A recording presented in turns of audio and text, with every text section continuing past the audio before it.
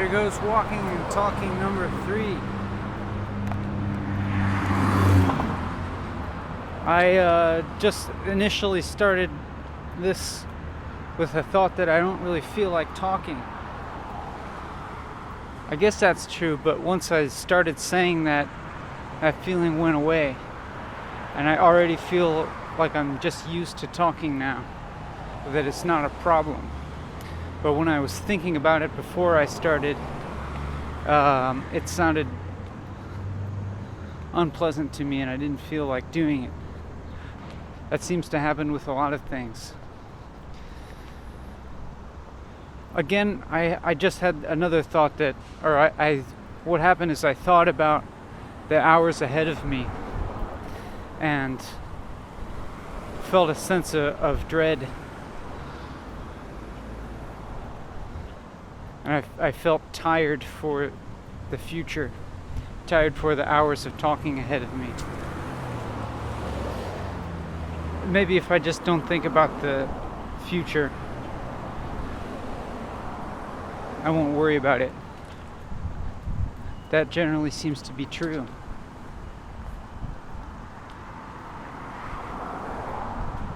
It's early in the day, so there should be less traffic on this trail.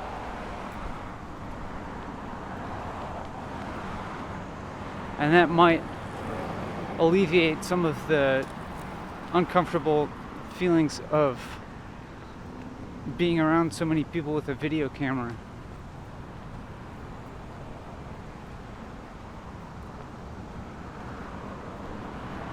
I had the thought that this is dumb, that this is boring. Maybe it is. I do feel like it is right now, even. Right now I feel like this video that I'm making is dumb and boring and not interesting enough. And it seems true. I feel like quitting. I feel like stopping this and doing something else.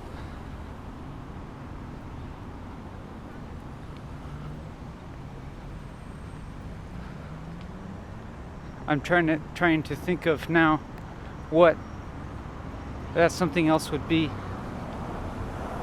What I could be doing right now that would be better or more satisfying than walking and talking. I could be sitting and smiling.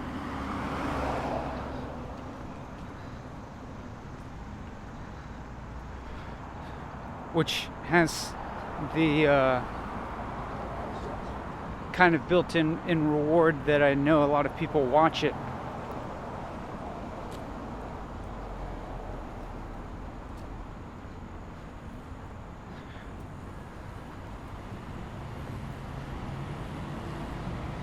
This, on the other hand, I still have the feeling like I'm just wasting time. But from the past 2 times that I've done it, I remember having a feeling like this close in the beginning of the video, and then after a lot of time elapses and I've been doing it for a while, that goes away and I feel like I don't feel bad anymore, and I feel like I'm in the flow of doing it.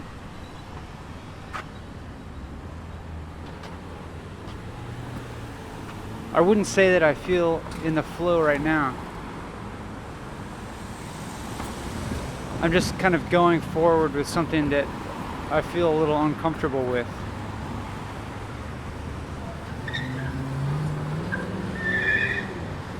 And I hope that this becomes something worth watching for someone.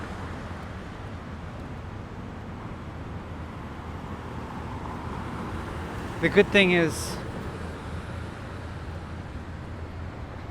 I really could stop any time. I could go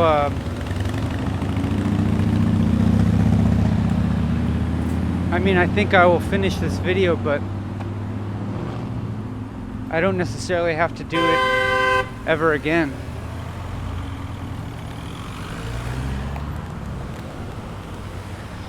Maybe if this whole video,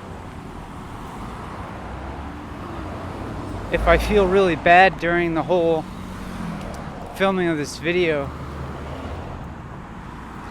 and I feel bad about it afterwards, then that would be a good indicator to not do it anymore.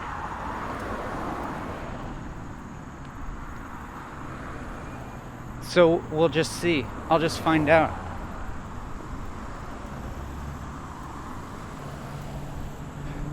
I think it usually takes a little time to figure out if something is worth doing or not. You have to do it for a while. But the funny thing is, I think almost anything, if you do it for a while, you discover the value in it.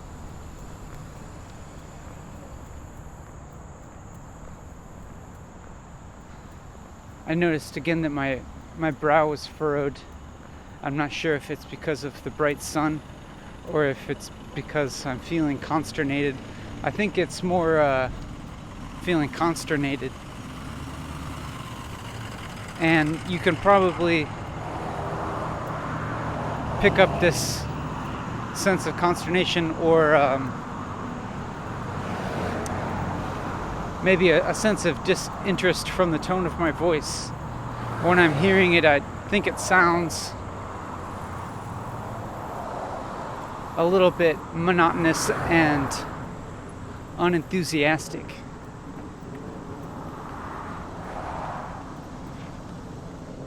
But that's okay, because it's just how I feel.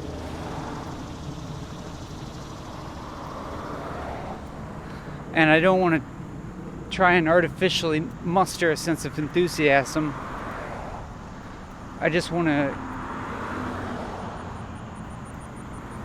continue talking, and I'll see how my experience changes and how my feelings change as time goes on and I keep talking. I'm still feeling really self-conscious about this. I have the thought that I'm doing something that's amateurish,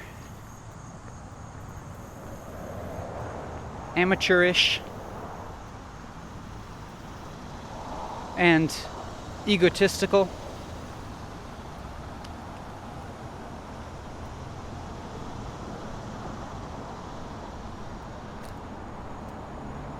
And self-centered.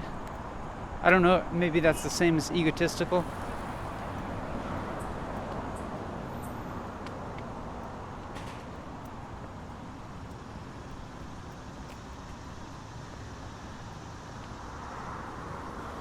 I think that I have a notion that I want to be helping people. And I think in some abstract way I've at some point decided to do this with some kind of thought that it is helping people in some way.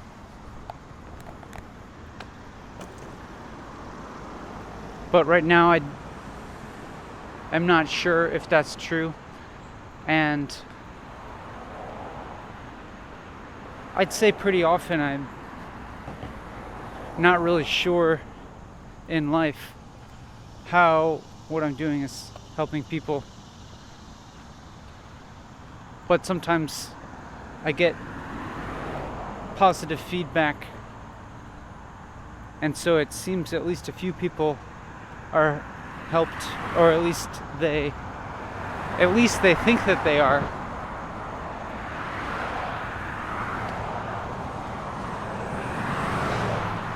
But then I always wonder if I'm hurting people in the same way at the same time.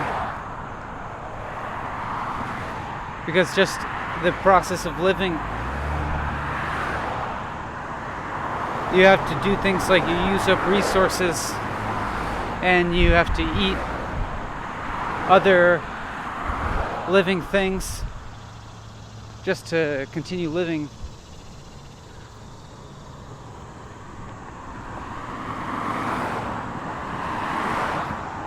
And so it seems like you can't really be alive without causing some kind of harm.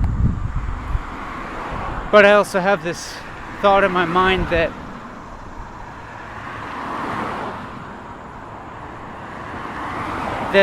the helping and harming thing is maybe a false dichotomy. I don't know. Maybe that's not true. It seems pretty obvious sometimes that certain things are harming and certain things are helping. But honestly, I wonder if the idea of hurting or helping isn't just contextual and contingent. That is, I think I'm talking really too slow. I'm really talking slow with all this space in between. And I imagine that it must be really boring to listen to, is what I'm imagining. But now, now I'm being very self-critical. And then that's probably also unpleasant to listen to. I know that I don't usually enjoy listening to other people be very self-critical.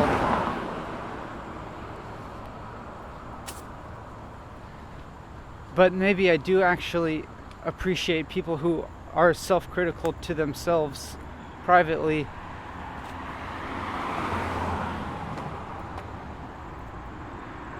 In a constructive way that allows them to actually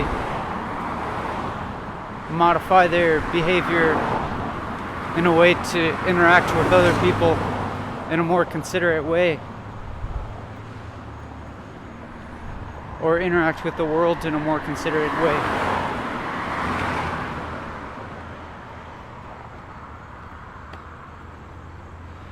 But I do think that perhaps I'd be benefited to just not worry at all about the quality of this video. No, that's not true. I definitely care about the quality.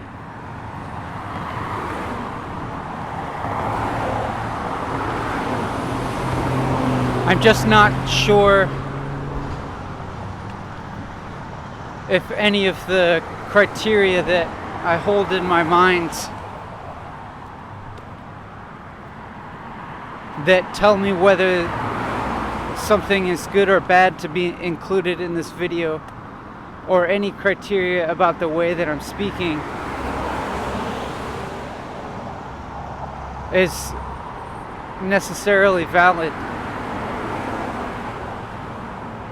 I haven't explicitly set any criteria for what I should or shouldn't say or how I should say things, other than just continuing to talk nonstop for a few hours.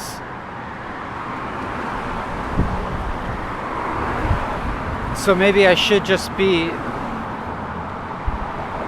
accepting whatever comes out of my mouth.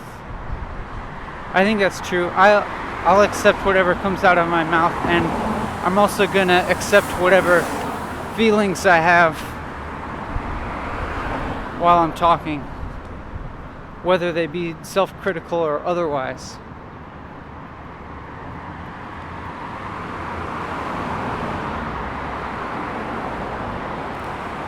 I'm thinking that what I'm saying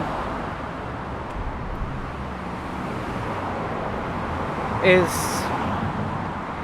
not focused in the present enough.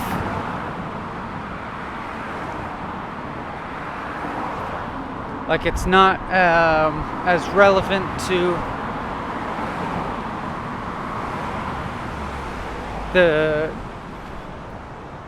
I've lost my train of thought. I feel like I'm struggling.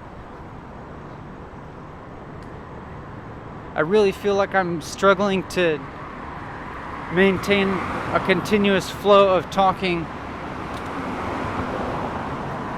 that stays interesting not only to you but also to myself. But I'm just going to keep going with some kind of confidence that this feeling of struggling won't last the entire video, and I'll get into a different state of mind where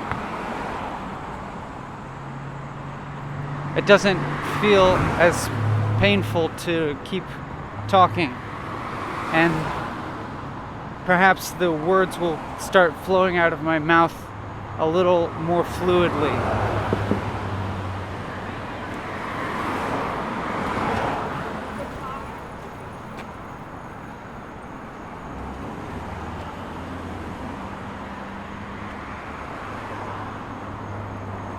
That was a relatively long gap, and during it I was thinking about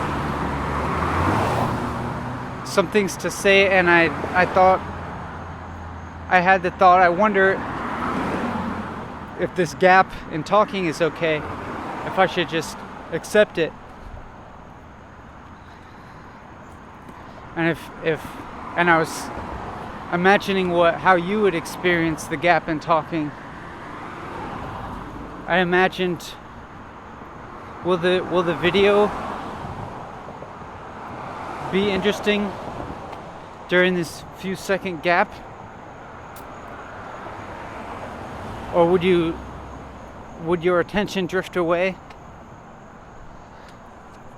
And I wondered, what if there are people just listening to the audio?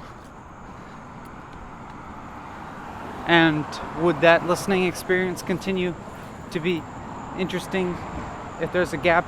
And was it interesting in the first place? Maybe not. Do I want it to be interesting? Maybe not. I'm not sure if I want this to be interesting.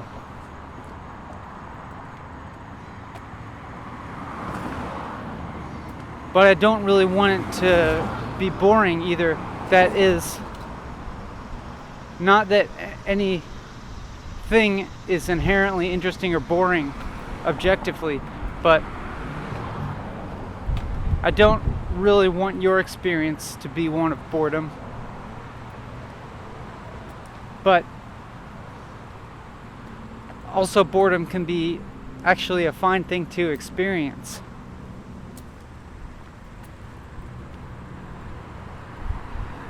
What's the experience of boredom pointing to?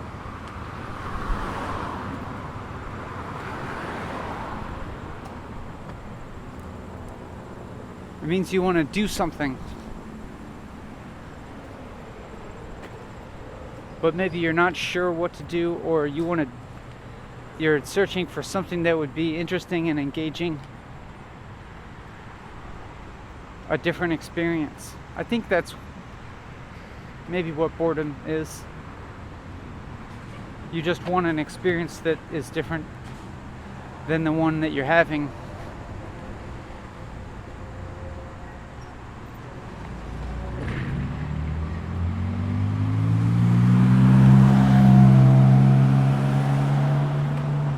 Another relatively long silence.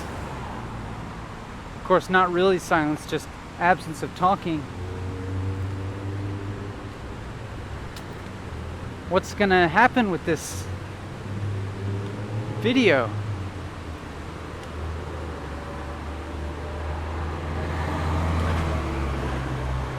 Am I gonna interest myself at some point?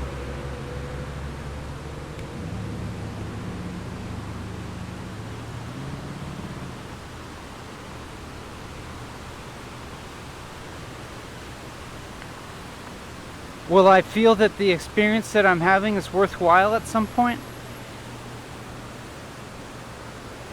There's still an unease.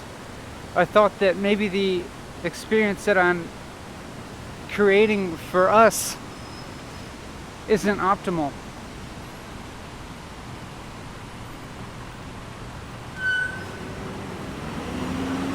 Like I could be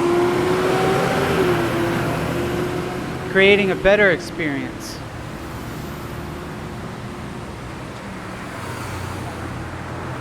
But like I said before, I'm gonna keep giving it more time before I make any conclusive judgment.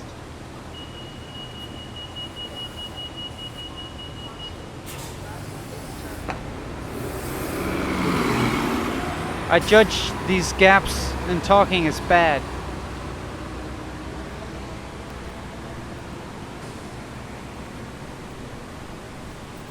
So my goal is to, I feel so terrible. I feel like I'm repeating myself. I feel like I'm not generating any new thought.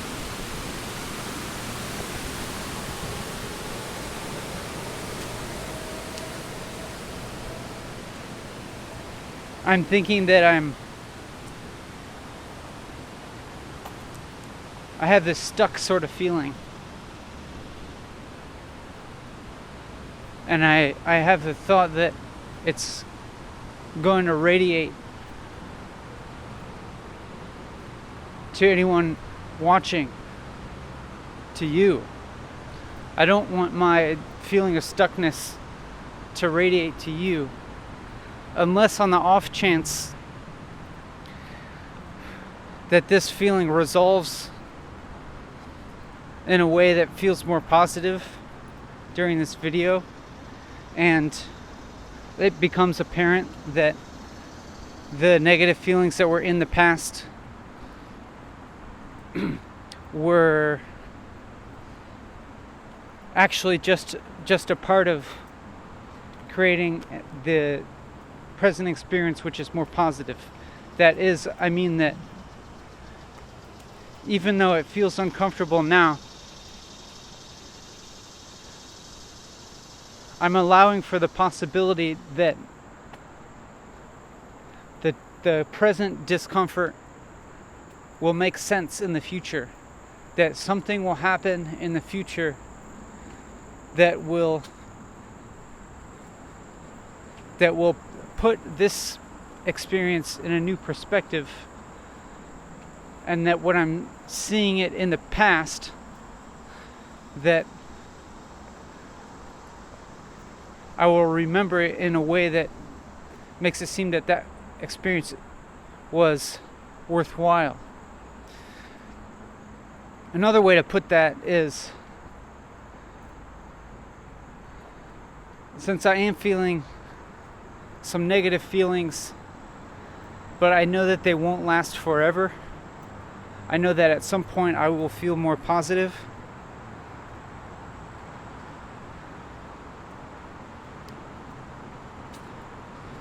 That when I am feeling more positive, it's possible to have the memory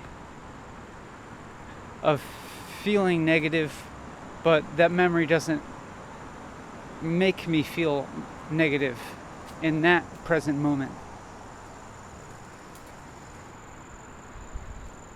In the same way that now, if I'm feeling negative and I have a memory of feeling positive feelings in the past, that memory doesn't necessarily make me feel positive in the present. I'll also say that right now I'm feeling slightly more relaxed, I think. I entered into this part of the trail that is away from the traffic from the car traffic, and there's more shade because of more trees around, and it's a little bit cooler here. There's a little bit of a cool breeze, and I think all those things have a relaxing effect on me. And even there are stinging nettles.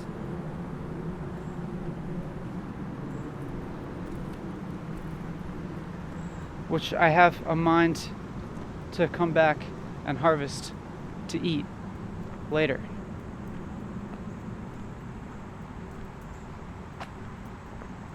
When I pointed out the stinging nettles and my intent to eat them later,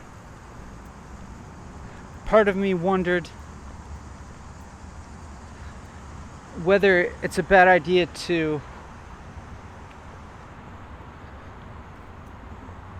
bring things into this video that are objects that have a kind of specificity to them.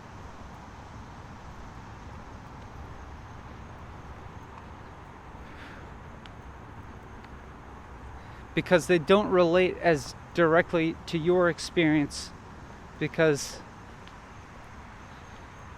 where you are, you can't physically touch the stinging nettles. Not that you would want to touch stinging nettles anyways, unless you wanted to harvest them to eat. But I think what it is that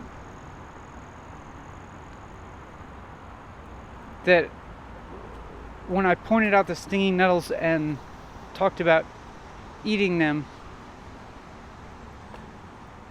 I had a feeling that maybe that was a display of my own specialized knowledge about eating wild plants. And I know for certain that the imparting of knowledge is not a goal of this video. But I did it anyways, thinking that maybe it could be a little bit of spice for the video.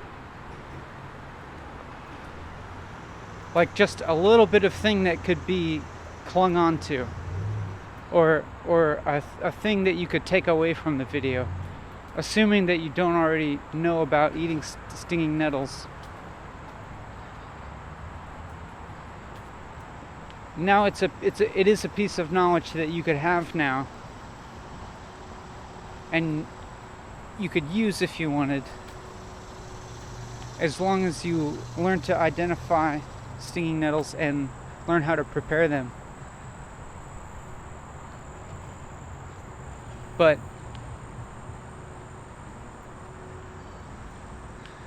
it's like the rest of this video is so devoid of anything that has any kind of value like that sort of value or utility, I would say. Then maybe that's like maybe just peppering the video with little pieces of useful knowledge could be a way to make the whole thing a little bit easier to swallow. Because I know that it's not easy to watch a long video like this. Particularly this video.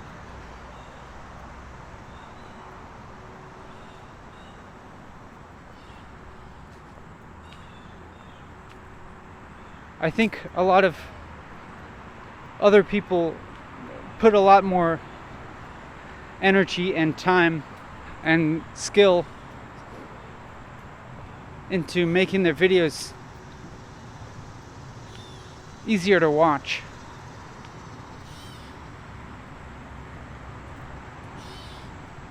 And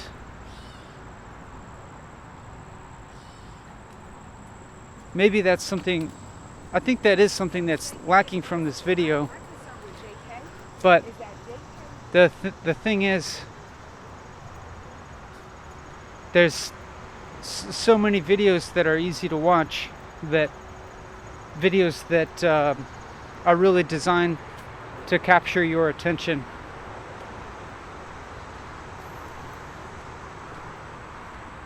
I think it's good to make some videos that do the opposite, that are really difficult to watch and that require attention, a kind of effort of attention, effortful paying of attention, and that induce boredom more than they induce entertainment.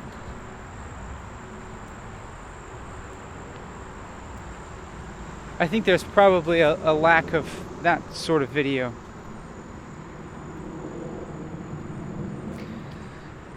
But it's not like I really set out to do that.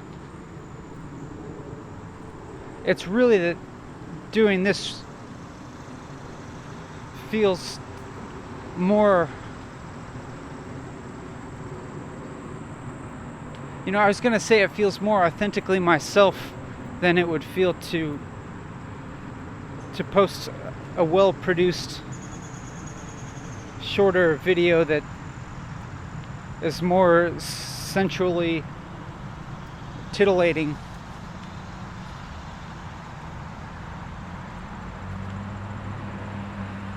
I think that has some truth to it. I think that this is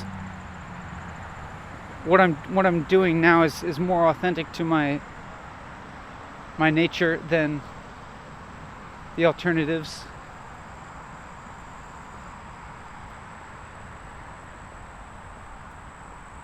Because I think about the way that I feel after I watch maybe several short, highly produced YouTube videos.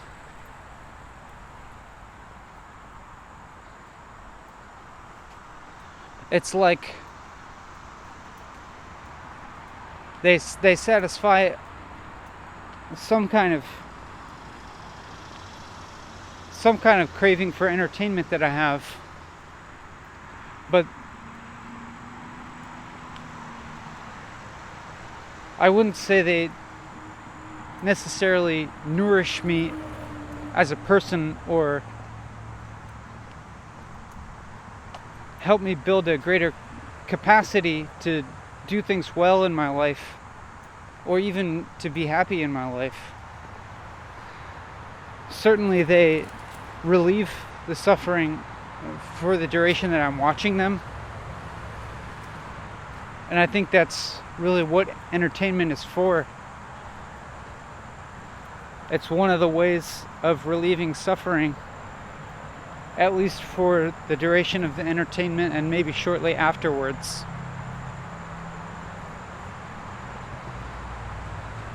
And I recognize that that's maybe a needed function in our society. But I think maybe also we need sorts of media that would strengthen our capacity to feel happy in any situation.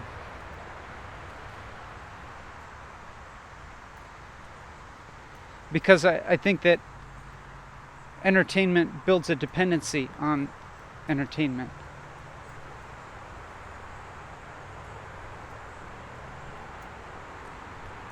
I think that now I'm thinking that I've been going on kind of a mild diatribe for the past few minutes.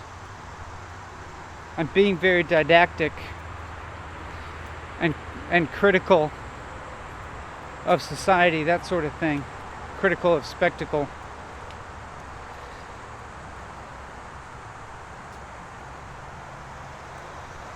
And I think I've told myself that that's not something that I want to do, or that I really want to be in this video. And now, again, when I was doing it, there was kind of a comfort, or it was a train of thought that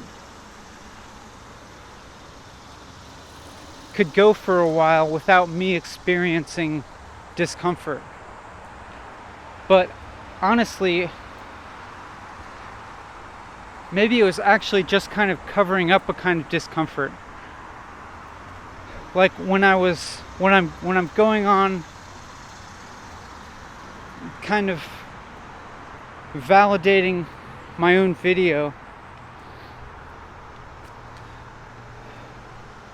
by saying that there's this need for a more difficult or more wholesome type of media in the world that would strengthen us as people, as opposed to the other more entertaining and sensually pleasing, easy to watch types of videos. Maybe I'm just kind of covering up some kind of discomfort in myself, or I'm trying to, I think probably what I'm trying to do is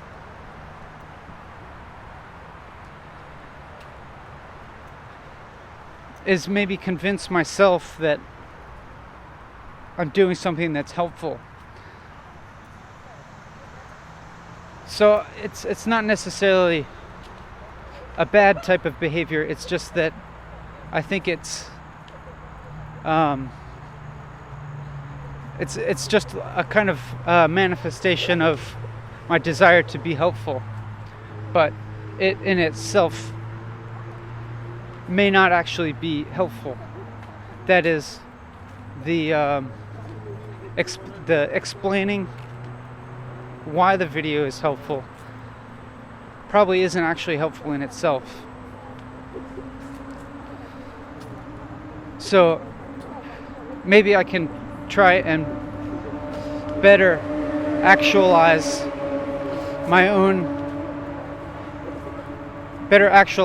this desire to be helpful. That is, find the thing to say that is actually helpful.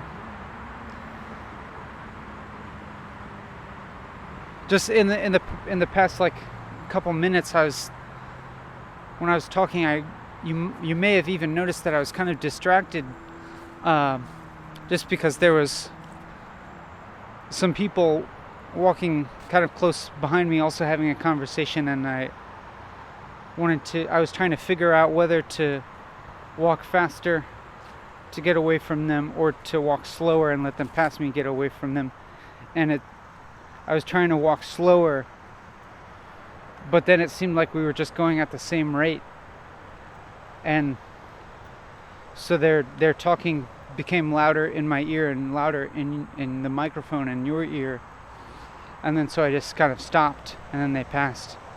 And now it's quieter, and I feel like I can focus a little bit more on talking. I was talking about wanting to figure out what to say that would actually be helpful. And I don't actually have a clear idea of what help is, or what would help you, because I don't know your specific mind state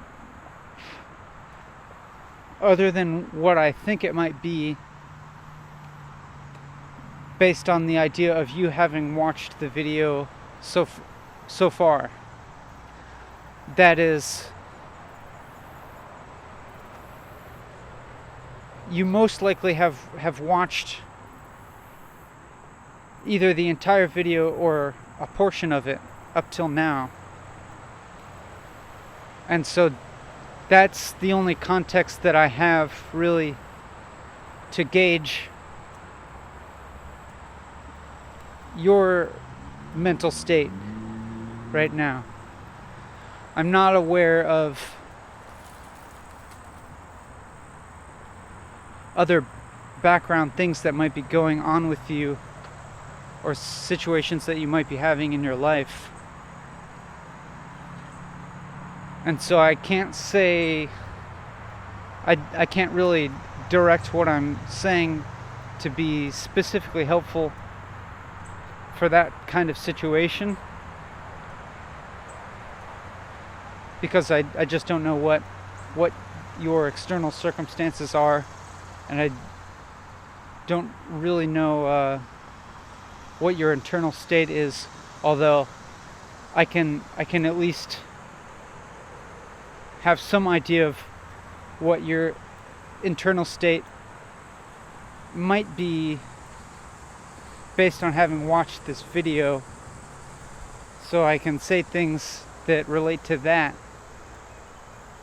But basically that just means that I'm saying things that relate to my own mental state of having walked and talked thus far. And so if you, probably what happens is the longer that you've watched the video, and the more attention you've been paying,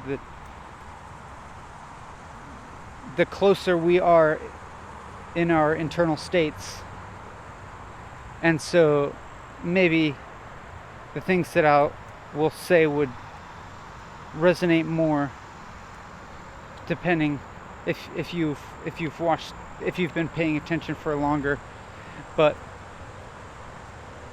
I don't want to I definitely don't have any judgment for anyone who's skipped ahead in the video or not been paying attention or been paying partial attention or anything like that.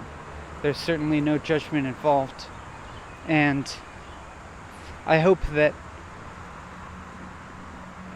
what I'm saying is such that you can begin paying attention or even begin watching the video at any point and just pick up wherever and join on the ride. And I was talking earlier about wanting to be helpful and wanting to say something that's helpful, and sometimes my idea of what help is pretty fuzzy.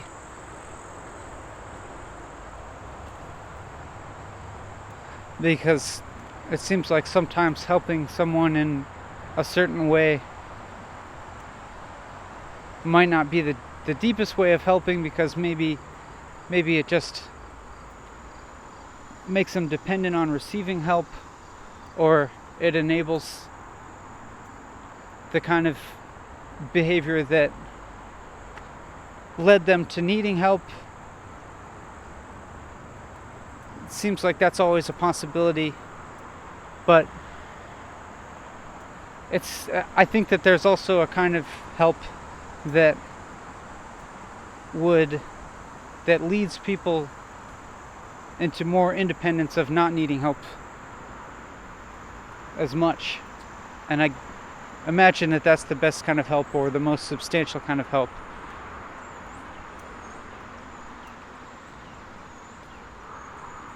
And so ideally that's the sort of help that I would like to be giving. But there's also the possibility that you don't need any help. In which case, if I'm in any way implying that you need help, I don't want to be doing that. I don't want to be implying that you necessarily need help. Because like I said, I'm unaware of your life circumstances and situation, and even your internal state. And to imply that you need help might introduce a kind of hierarchy. It might imply that that I know a better way of being than you know, or that I've learned how to be more successful at being happy in life than you, or something like that. Or it might imply that I have some specific knowledge that would be relevant to your current situation and could make you feel better. But I don't think that's necessarily the case. Now I just thought about saying that you are more aware of your own external circumstances and inner state than anyone else is, probably.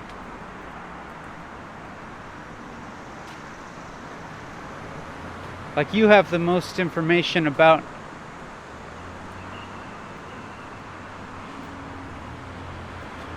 your situation and about yourself.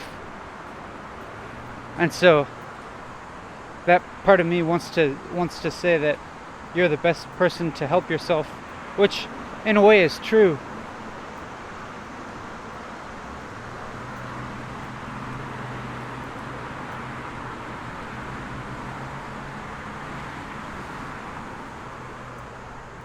But certainly there are times when everybody needs some help, whether it be with a external circumstance requiring someone with specific knowledge and skills, or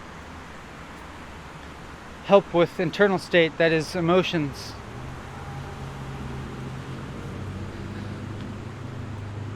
Where your emotions may be too strong for you to deal with alone. And so you probably need at least some empathy from someone else.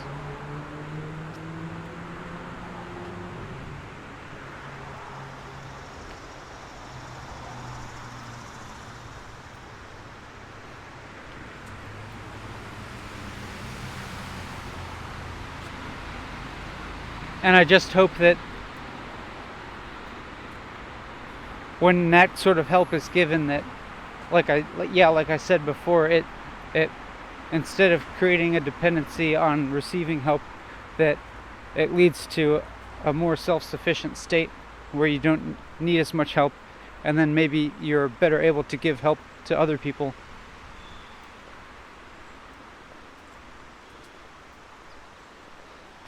In that last gap, I had the thought that this was getting boring, this subject about help. And then as I started saying that just now,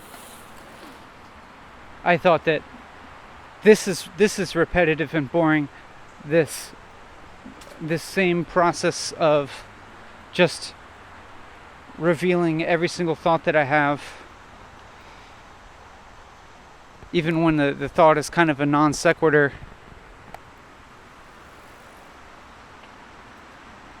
Because I've done that a whole bunch. And now I think that at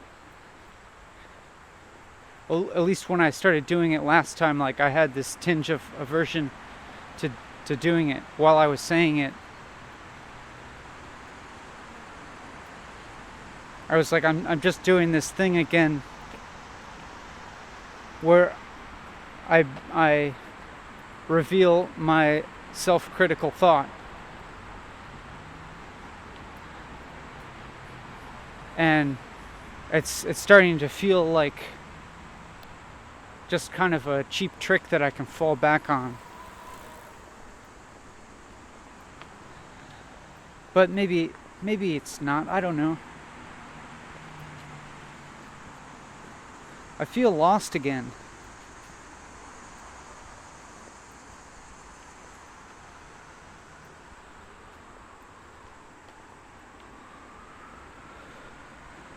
And in some sense, I feel more deeply into this talking and into this video and into this experience than I did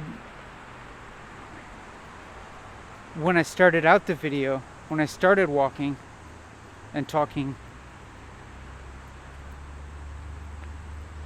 But I'm not sure if I feel better right now.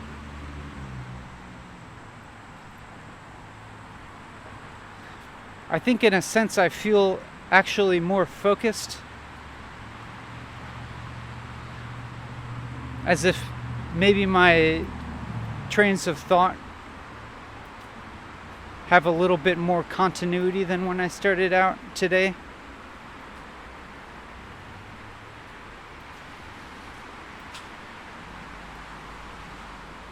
But I don't think that I feel good.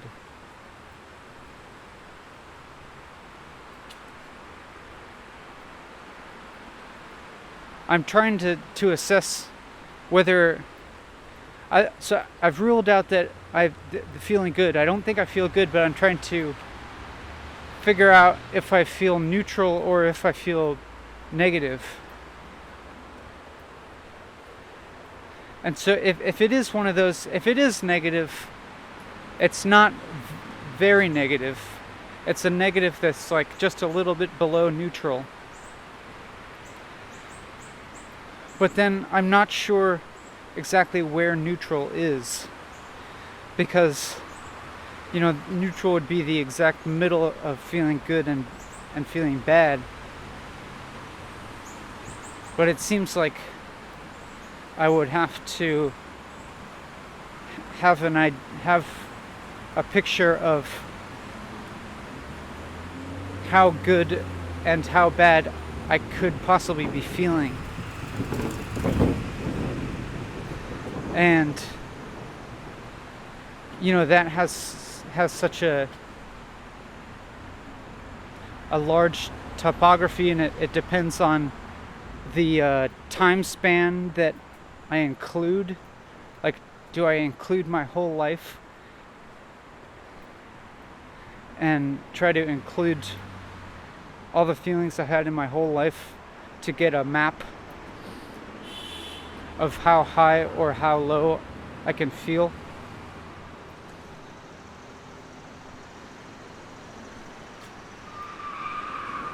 Because then what comes into play is my memories of those feelings may not be that accurate, but as I was saying high and low in reference to feelings just now, I had a strange feeling that it's not completely accurate to refer to things as high and low. It seems like increasingly they're kind of indistinguishable sometimes. Maybe it's just my current mind state that feels that way.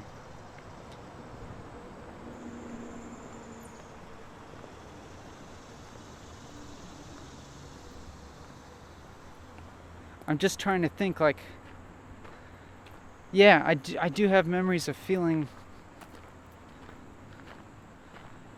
really high and really low, but also seeing sometimes, like, within those feelings, the opposite is also present somehow.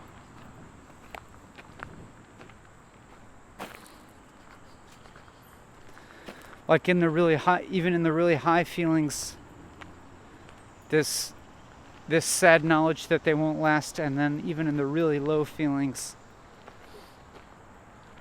some kind of idea that feeling this negative is a form of emotional work that is positive in the long run.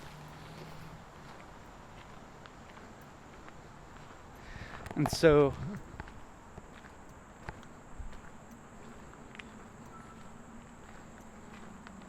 I'm not sure whether to say that the highs and lows are real or not. It seems like maybe just the fact that I have words for those, or at least a concept of those, means they're real to some extent. They exist to some extent. I noticed my brow being really furrowed, and so I unfurrowed it again. And I guess it was just a furrowing about thinking hard, about trying to concentrate hard, to try and decide whether good and bad feelings are real or not.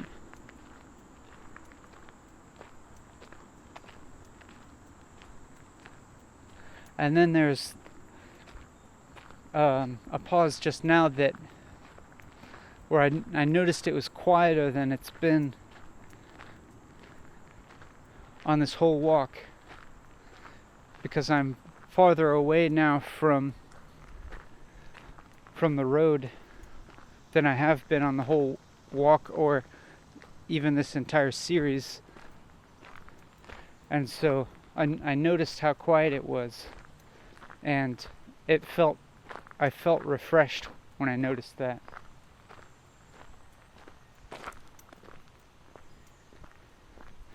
And now maybe there can be more gaps in the talking.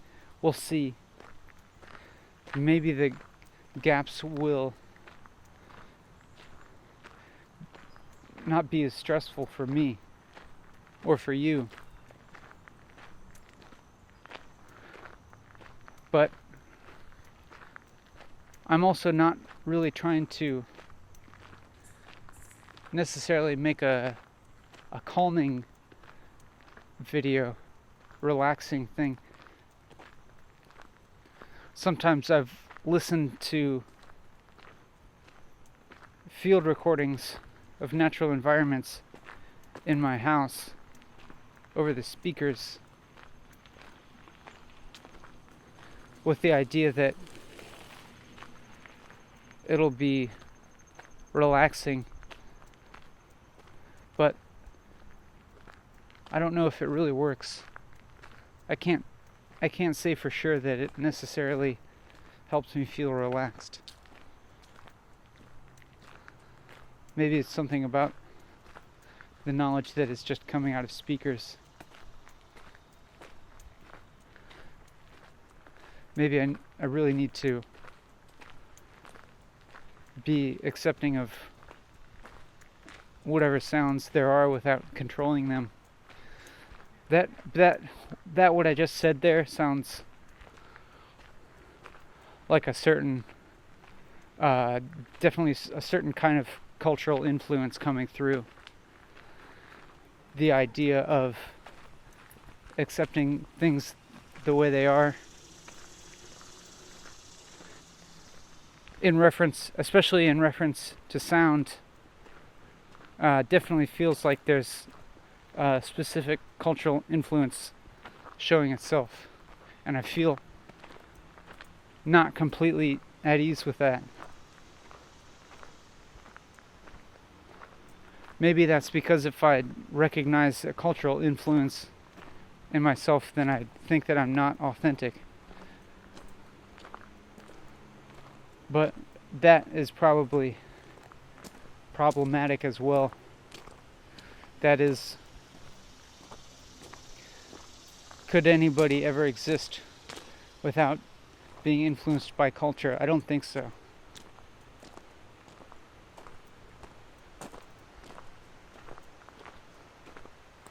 Now I think I'm saying things that seem like they might be displaying some form of intelligence, or displaying something that I think of as intelligence.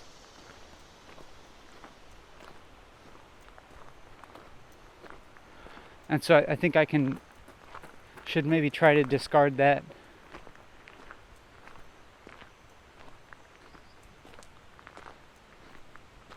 Because it's not necessarily relevant to what's happening right now.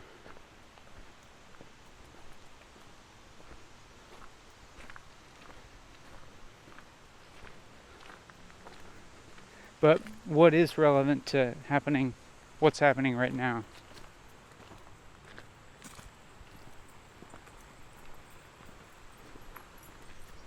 Walking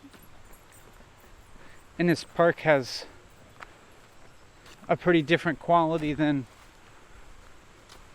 walking on the more populated part of the bike trail that's closer to traffic.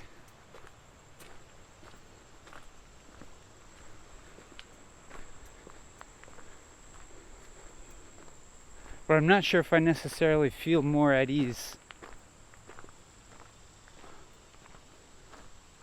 There's less people activity around, but I don't think I necessarily prefer that.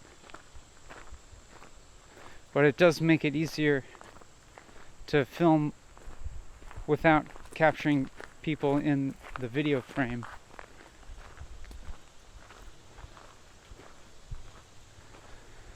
And when I said that aloud, there was a person walking by, and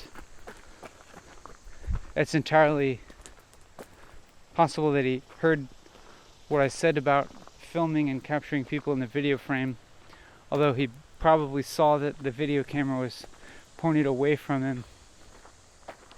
And I wonder if he got the sense that I was talking about exactly what I was doing in that moment.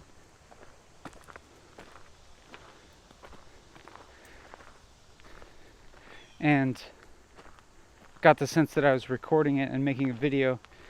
And I would imagine that that would be a unique experience, or that he wouldn't have seen somebody doing that before. And so I wonder if he had thoughts regarding seeing and hearing me. I bet he had some kind of thought that related to me.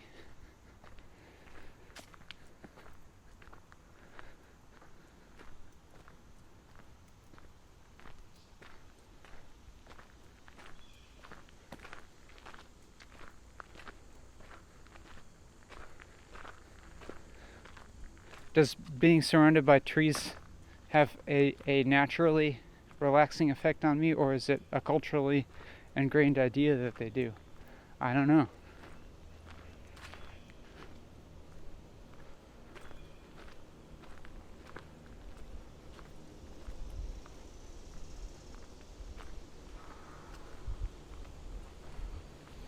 The thing that I'm having difficulty with, I think, is that now I'm walking in the woods, and I didn't really plan on walking in the woods, but it has a different kind of connotation than just walking on the bike trail. Like, walking in the woods has its own connotation of introspection and communing with nature. And those are associations that I'm not trying to invoke.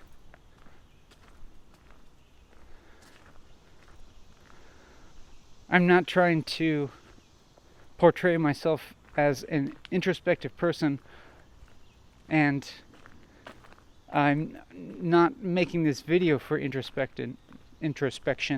I'm not trying to introspect right now. I'm actually just trying to connect with you. Walking in the woods per se doesn't block that or create any obstacles to that per se, except this possibility of having a kind of certain connotation of or archetype or something of introspection and communion with nature that in my mind could possibly get in the way of having a what do I want to say, of sharing an experience that's really unfettered by specific ideas. Like I'm talking, and I suppose that in a way verbal communication maybe always involves ideas.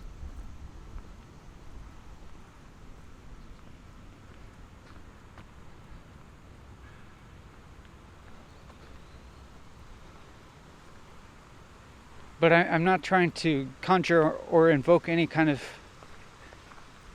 images or ideas in your mind, or to draw your attention away from anything other than what's right now.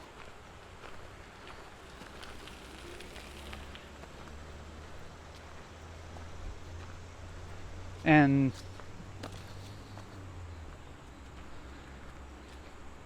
like there's also this idea of silence being a way to call attention to the now. Like you imagine, you think of meditation as a way to be present, as they say.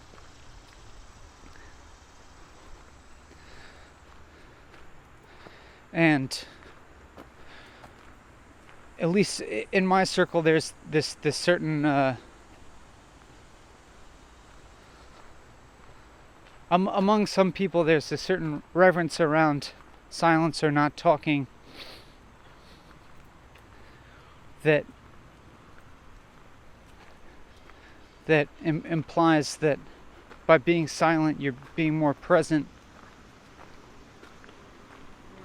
with what is. And maybe there is some truth to that, in that talking words really often involve either judgments of some type or reducing things into concepts and ideas so that our minds can categorize experience.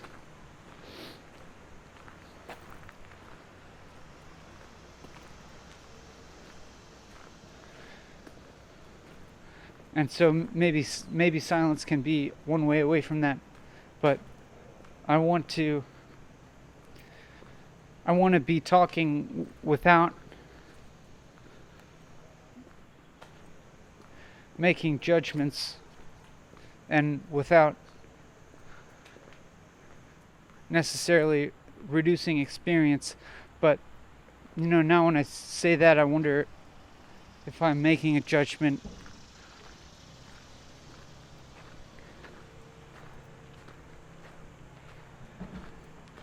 I think I probably am. Like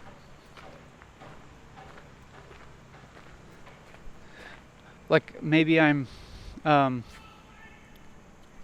making a judgment against making judgments. That's definitely a real thing, but it's also a conundrum.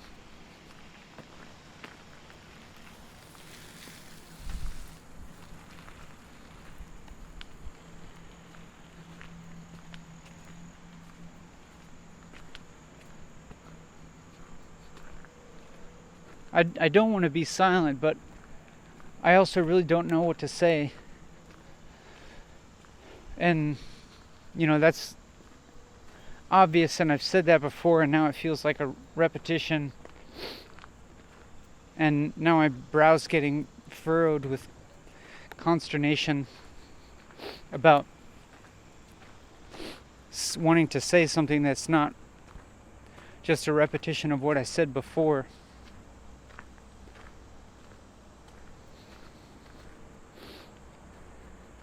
I had a negative feeling just now and a thought about this process or this thing that I'm doing being unpleasant and difficult. And to the extent that I have those thoughts and feelings, I think it's true.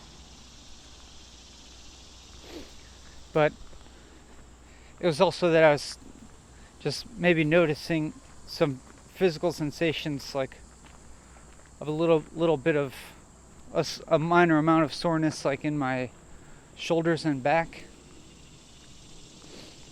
and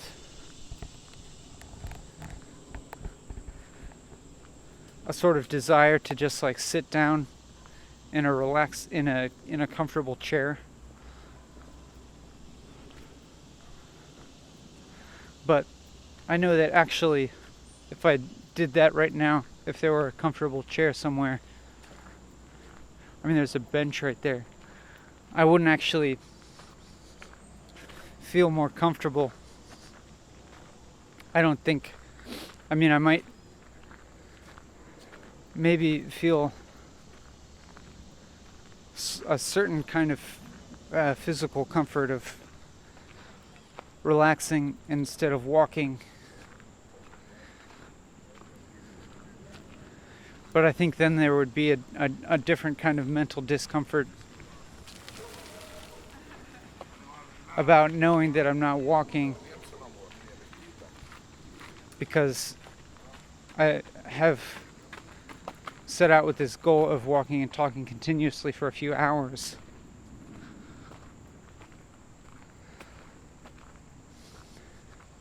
It's like when I'm doing something that I consider to be work or productive, there may be a certain kind of discomfort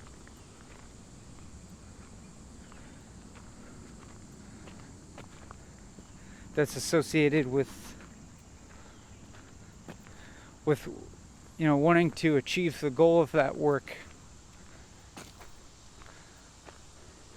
but not really feeling like being like doing that in that moment, like doing whatever work you're doing.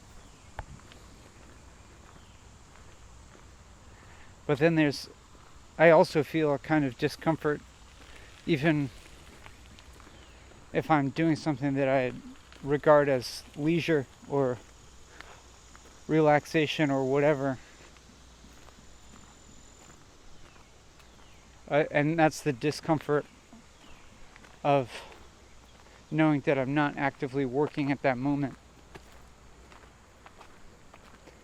And that I know that working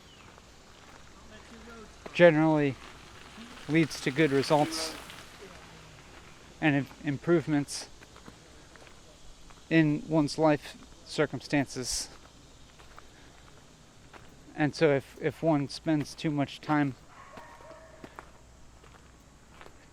just doing leisurely things,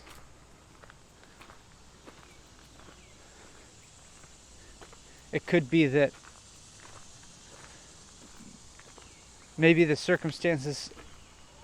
life circumstances will deteriorate in some way, or maybe it could even be that their mental state deteriorates due to not doing enough work. But I wonder if there's I think maybe that there is a kind of in-between state between leisure and work that's not completely one or the other.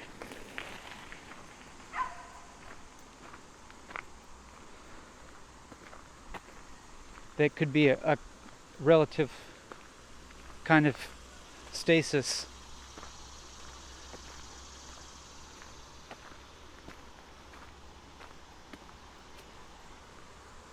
For instance, doing a sort of work that one finds particularly meaningful might provide a type of reward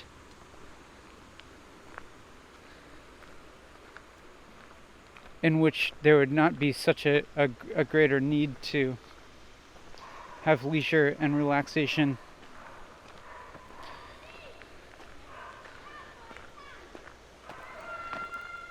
Or a type of work that is dynamic and such that it's not overly physically taxing, such that it really wears one out, and maybe is also mentally engaging, so that it is not entirely drudgery. But I think at the same time, challenge has to be involved. Like if one really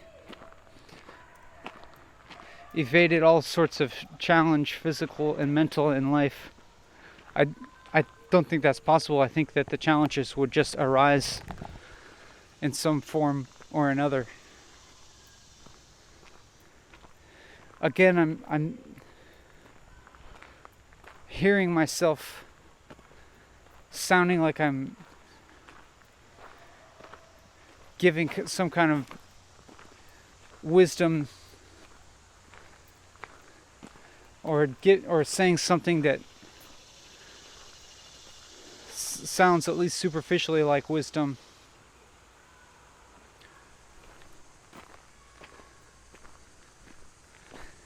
But I imagine it's also probably just an idea that's already ubiquitous in our society and doesn't really need to be said.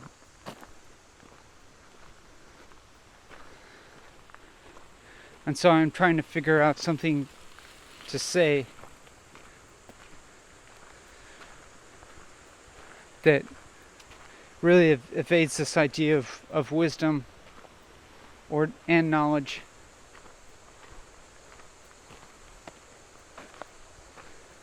I don't know what it is that I want.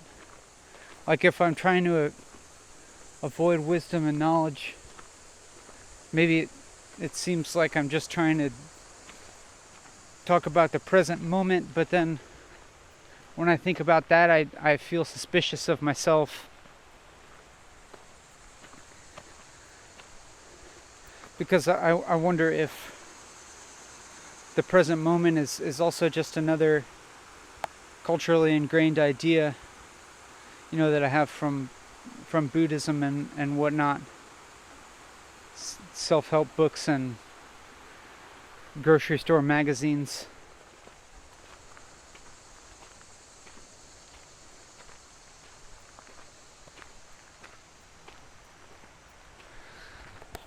And so I don't really know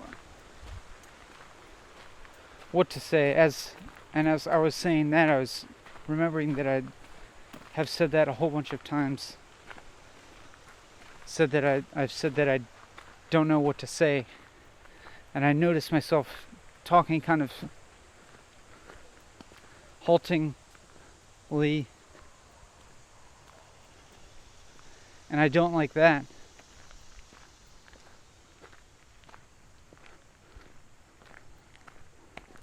And I don't especially like the fact that I'm walking in a natural environment that's not really true. I don't really believe in this natural versus civilized thing.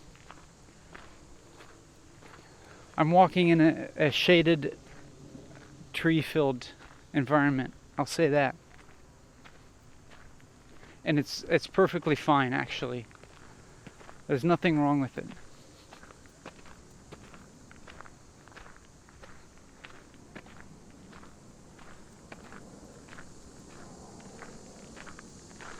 It's just that I'm not trying to give you a soothing experience.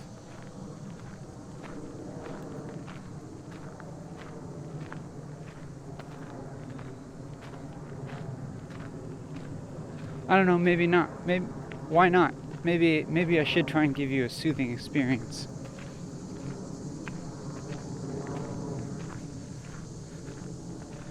It's just that it's more about talking than it is about the place where I'm walking.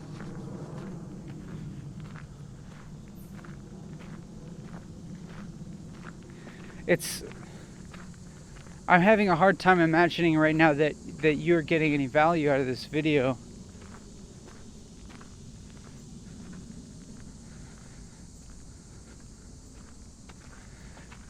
It's also hard to imagine you watching the entire video.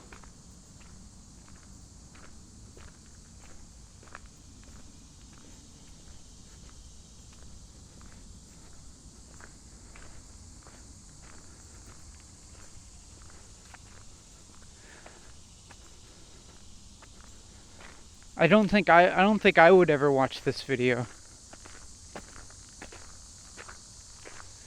But I'm the person making it. So I at least remember what went into it. But then it would be especially difficult for me to watch it, having to listen to my own voice the whole time.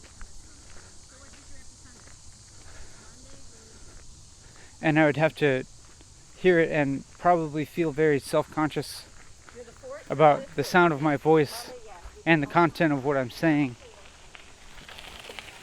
But actually, maybe that would be good for me. Maybe it would inform the making of the next video in a way to make it more interesting. I have the feeling that nothing especially interesting has happened yet in this video. Nothing that interests me anyways. It's been an hour and 22 minutes. And I haven't really felt any positive feelings, I don't think.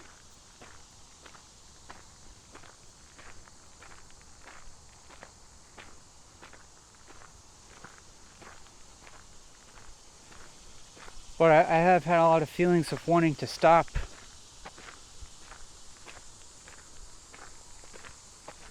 Maybe if I'm having feelings of wanting to stop, maybe that means I'm actually doing some form of work.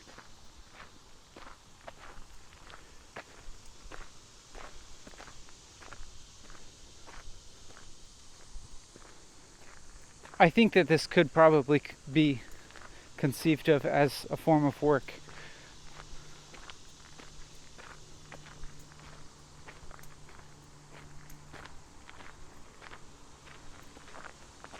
And it certainly could also be conceived of as just a self-indulgent leisure pleasure.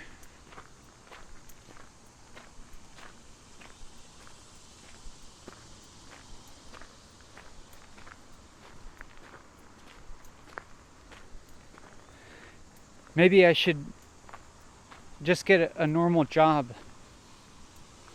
One where I get paid by the hour.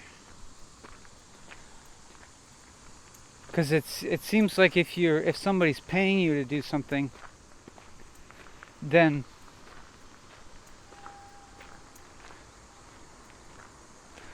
by definition you're at least helping them.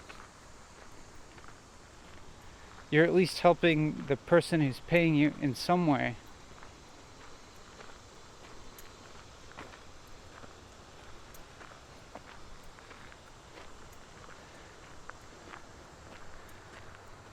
But sometimes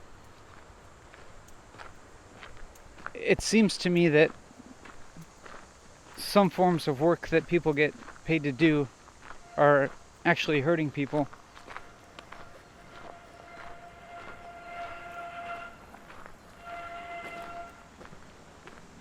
And sometimes it seems like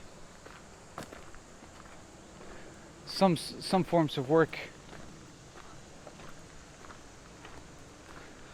seem like they are mainly just, the goal is more to generate money.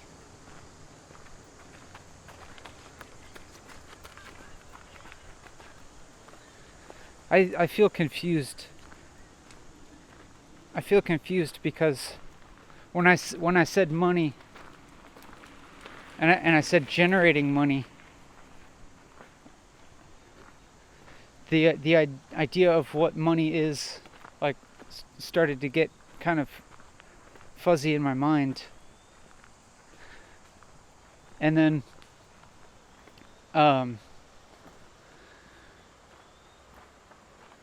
the idea of generating money, it seems like you always, you don't, like, money's not really generated, it's just moved from one place to the other. It's just moved around.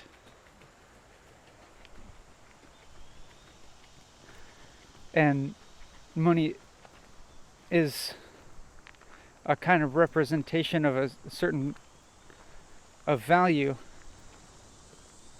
or of work.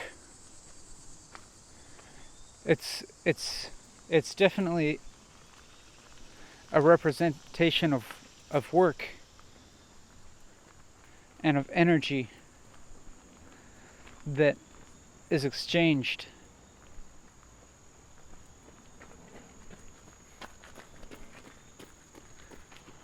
And so it seems like if there's a corporation that generates a lot of money,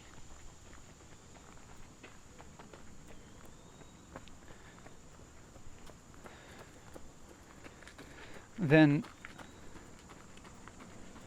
it could be said that that corporation is doing a certain amount of work that is valuable to someone. Or it might even just be valuable to other corporations.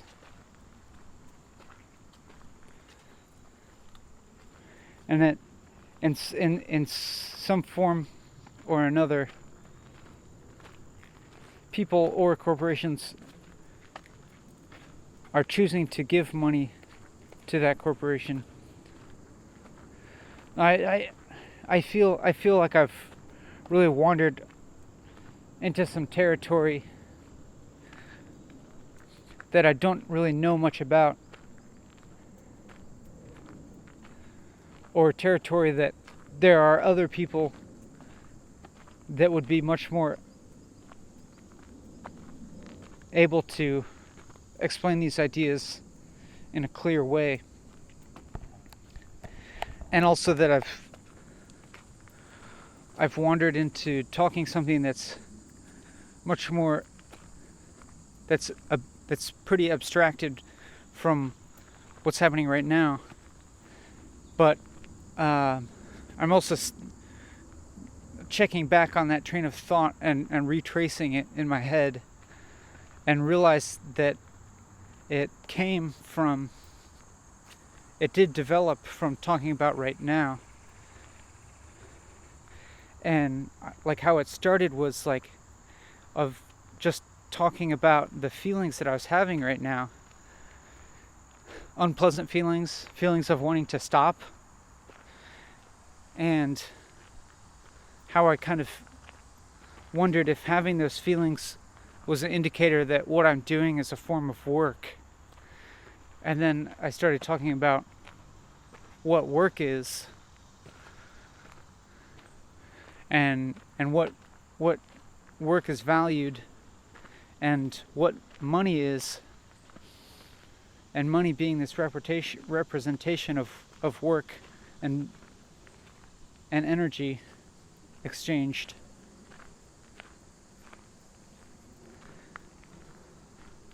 So one thing just kind of led to the other, and then I felt like I was thinking in very abstract terms.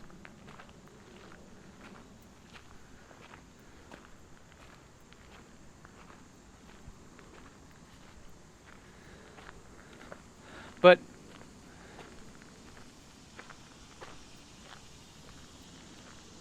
as I was talking about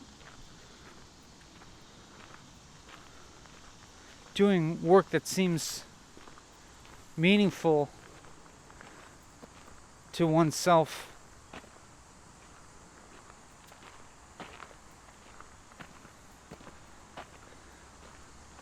certainly it has some sort of reward, because a lot of people do volunteer work, and when you do volunteer work, that name acknowledges that it is indeed work,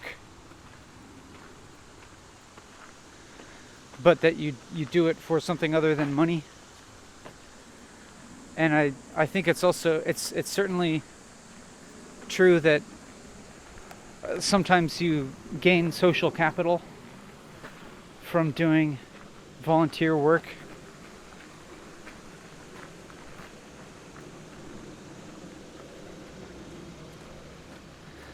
And I'm wondering if there is a type of work that's meaningful on maybe a different sort of meaningfulness, that is work that doesn't even give you social capital or money, but that you do anyways.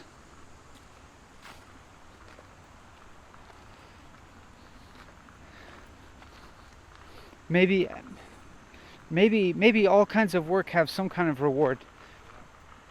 Like maybe if you don't get social capital and if you don't get money, maybe you're getting something like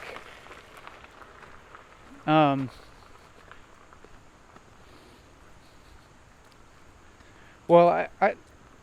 like a personal benefit that could be health related or mental health related, or just to improve your own experience in the world in some way.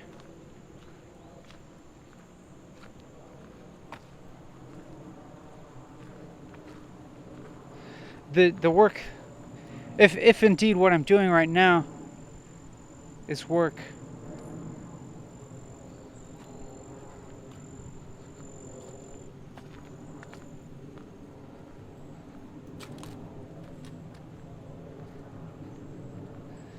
and I don't expect it to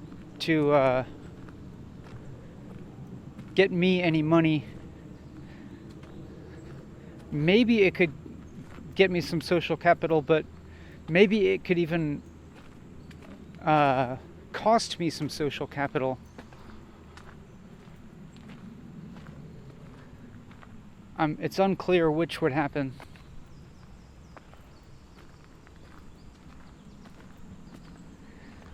And maybe the personal benefit for myself is unclear at this point. This is the third of these videos that I've made, and I'm not quite certain whether the past two videos have given me any personal benefit, mental or otherwise. But I am remembering during the last video, there was a good portion where I was talking about how I felt like I wasn't suffering while I was doing it. Like I was feeling unpleasant sensations, physical and emotional, but I felt like I wasn't suffering from them, at least while I was continuing to make the video.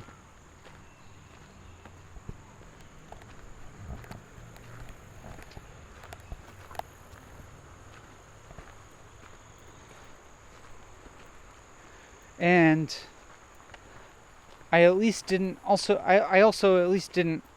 don't think I felt negative after having made the video.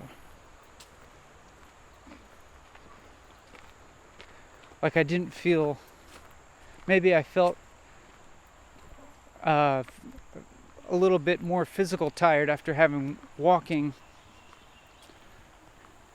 and maybe I actually did feel a little bit mentally worn out from talking so much and so fast. I remember I was talking really fast for some of the last video, but after it was over, then I just relaxed.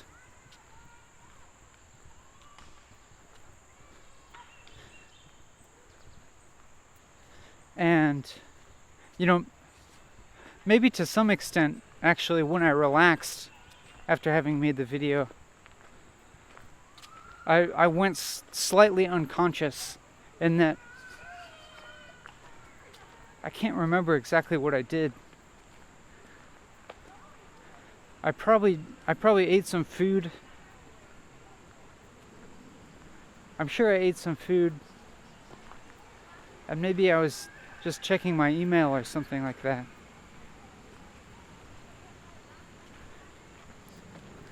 And feeling contented, at least on some surface level.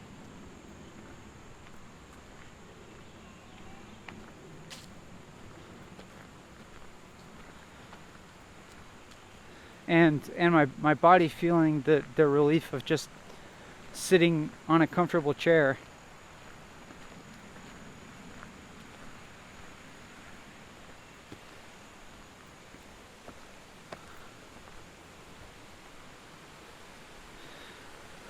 But I didn't feel the sort of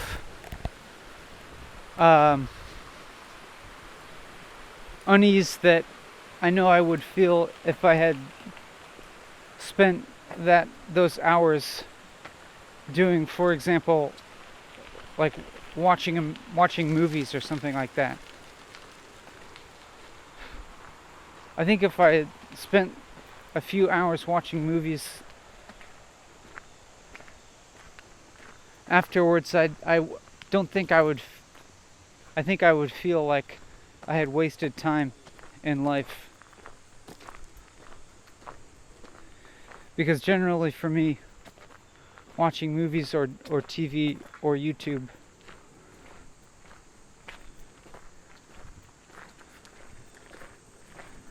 usually doesn't feel like I'm doing anything to helping the world. Although it's possible, I suppose, that I could be watching a form of media that is educational or stimulating in a certain way that could lead to me being able to operate in the world in a more helpful way.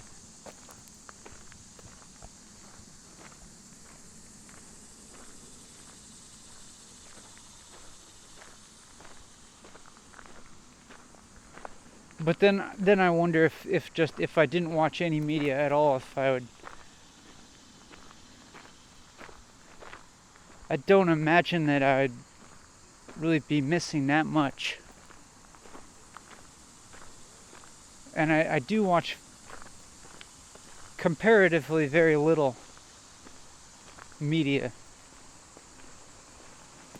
It's mostly things on the internet.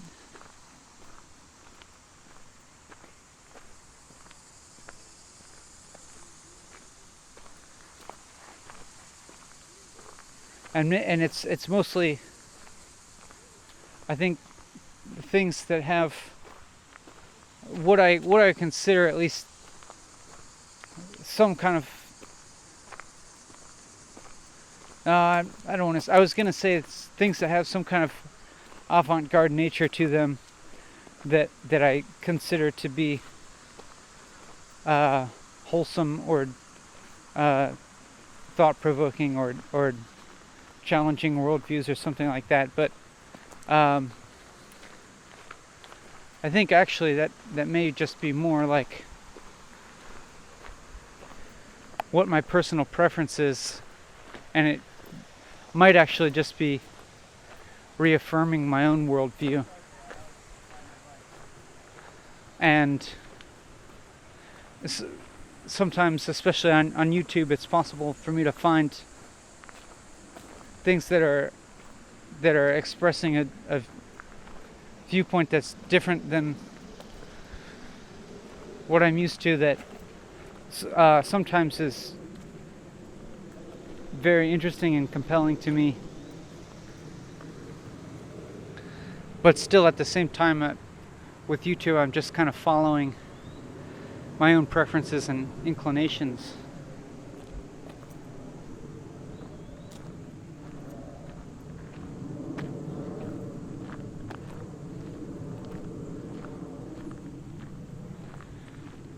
But this is a tangent from talking about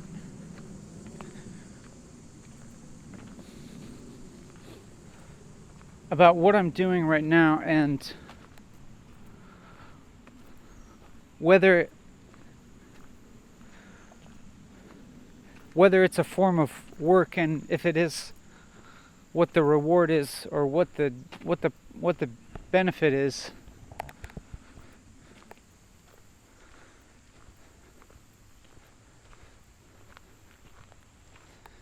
Maybe it's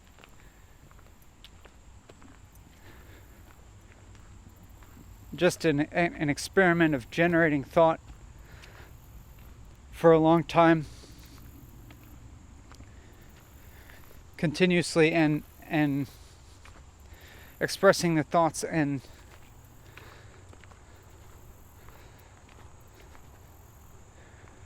expressing them so that other people can hear them. And since it's such a long duration and just so many thoughts coming up, maybe something becomes apparent about the nature of the thoughts themselves, or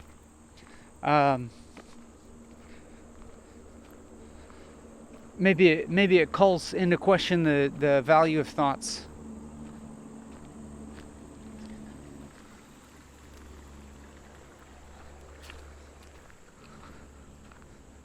As in, there's this continuous flow of thoughts that I'm having, one leading to the other, and there is this like continual searching for the thoughts. But it becomes apparent that, to me at least, that no particular thought that I'm gonna have during making this video is really going to get me anywhere.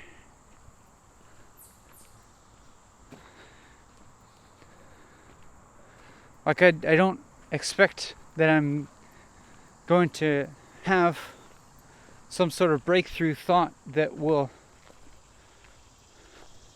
improve my life and improve other people's lives and be some kind of advancement.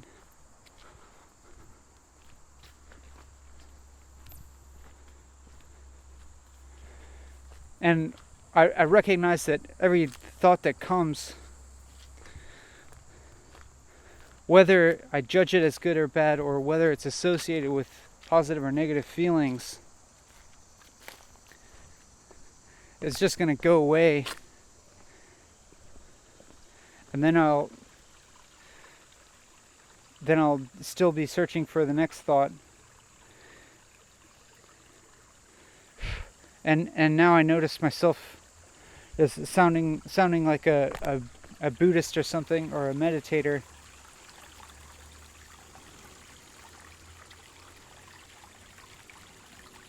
And I notice myself standing by this stream of water, which this whole thing just like really smacks of of Buddhist imagery to me or something. You know, the stream of water flowing, you know, thought after one thought after another, just letting them flow by or whatever. And I think I feel uncomfortable with that. Wow, these rocks are really sparkly. I think I feel uncomfortable with that because it seems that I'm just reiterating a kind of culture that's already pretty ubiquitous.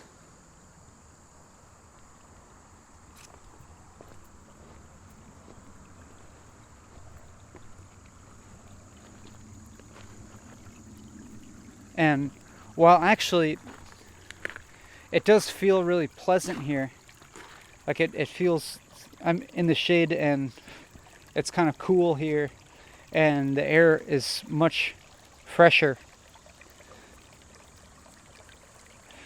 than in the city. Well, I mean, I'm still within the city, but within the trafficy parts of the city, it is much more centrally pleasant here.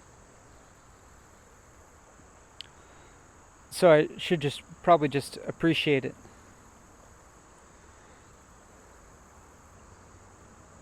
Despite the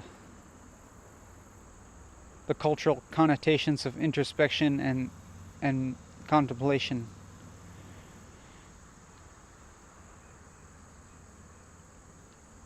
Which is maybe something I appreciate about going to the really busy parts of the city, is that they don't have that connotation. And if I can be there, then it's like I can escape this idea of self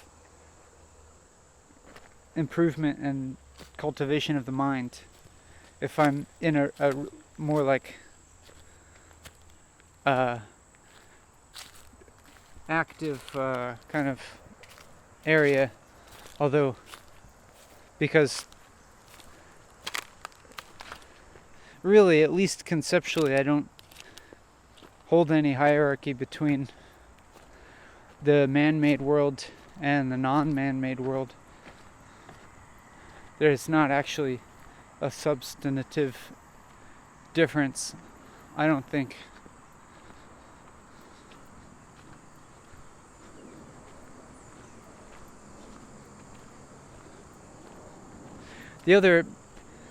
I think that's also part of the reason why I don't like having these gaps of talking, because they also have this connotation of contemplation. And I don't really want to contemplate, because I don't expect contemplation to get me anywhere.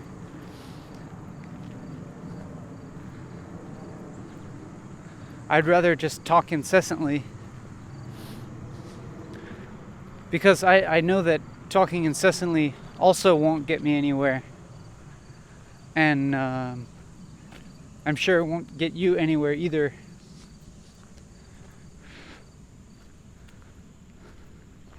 But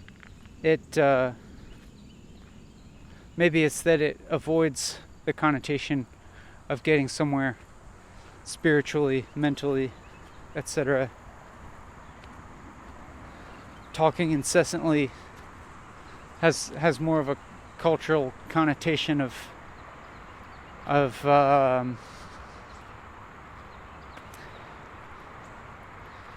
being kind of a brash loudmouth, or a person taking up too much space, something like that.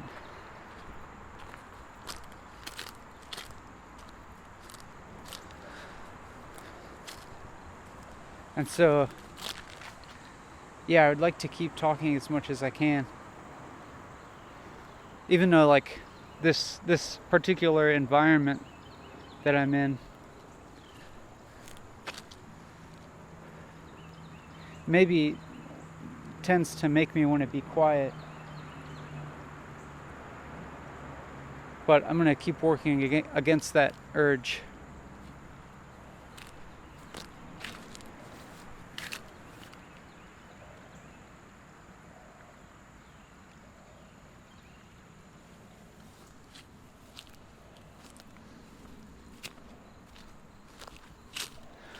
I was having judgmental thoughts back there.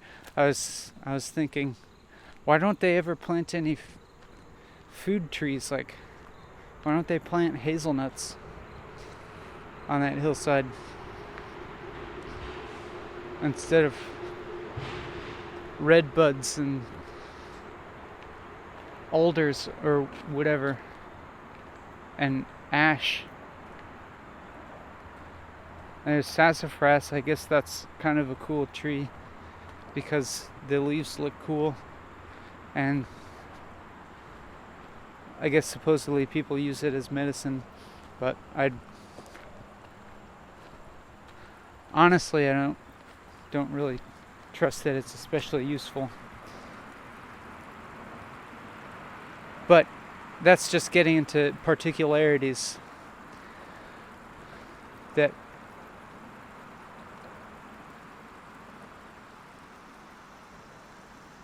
I don't think are interesting. Or actually, the problem is that they maybe are interesting.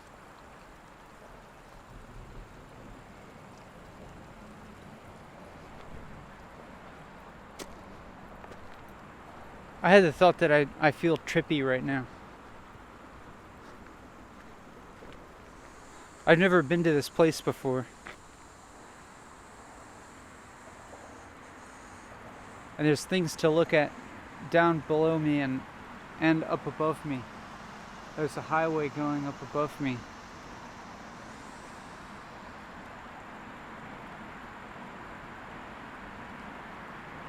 And I'm sure I've probably driven on that road at some point, but I don't know what road it is.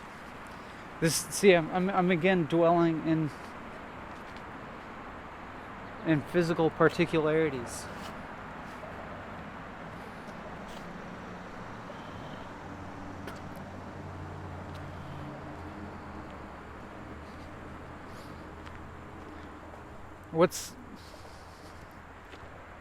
I don't know what to do. Alright. Calming myself down. I don't know if I'm actually calming myself down or if I'm just calming down.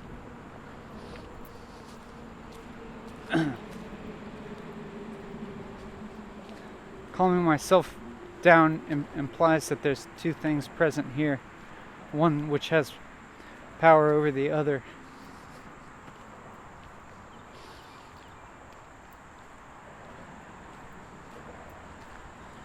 But yeah, I started to worry again about what to say.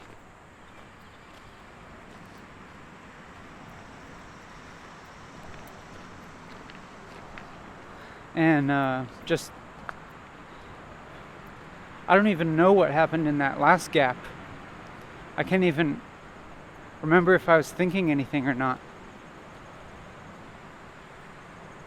I'm not sure. I was walking under this bridge and I saw some graffiti, and maybe I smelled the air to try and see if the spray paint smelled fresh. And then I was like, why am I doing that? And then there was like a gap where I wasn't saying anything. But I can't even remember if I was thinking anything during that gap. But I don't remember having any. If I wasn't thinking, I also don't remember having any kind of state of like thoughtless awareness or anything like that. I don't know. It's like I have a memory of a span of time of a few seconds that happened a few seconds ago, where I don't know what was happening in my mind. But I guess I'll just try to jump into and notice whatever is happening right now. I heard that I noticed the rhythm of my voice, and it's felt halting to me again, and I felt self-conscious about how halting it is, and I noticed the tone of my voice sounding consternated, and I felt self-conscious about that. And I think I'm continuing to go on in this way where each phrase that I end goes a little bit higher in tone, like my phrases are going up in pitch at the end, almost as if I'm asking a question, but I'm not really asking a question. It's like they go up in tone at the end to imply that there's something coming next. Yeah, they go up in pitch to indicate that something else is coming next. And I'm gonna try and look at this map here. For some reason, oh, that's where I am. I learned some information about where this trail goes. But that's just an indulgence for me, because it doesn't really matter to you. Unless you're like really interested in finding out where I'm doing this for some reason. And now there's people walking behind me, so I'm gonna have to like walk fast. They sound like people that would be walking fast, so maybe I should walk slow. Yeah, I'm gonna do it. And what was I saying? Oh yeah, I was talking about how the pitch of my voice goes up at the end, indicating that there's more things to say. And I noticed it, and I felt like it was a pattern, and that it was getting tiresome. You might notice in that last sentence when I said tiresome, that didn't happen. I didn't go up at the end. It was a period at the end. There was like an implied period if it had been written out at tiresome. That was like a complete sentence. So when I said it, at least for then, it disrupted that pattern of going up at the end like this. Because if I keep talking like this, it's going to start to get really annoying. I'm annoying myself when I'm doing it, but now that I'm doing it on purpose, it seems a little bit funny to me. And so if I can keep doing this like in an intentional way, maybe it'll get even funnier. But now I'm continuing to do it, and it doesn't feel funny really anymore.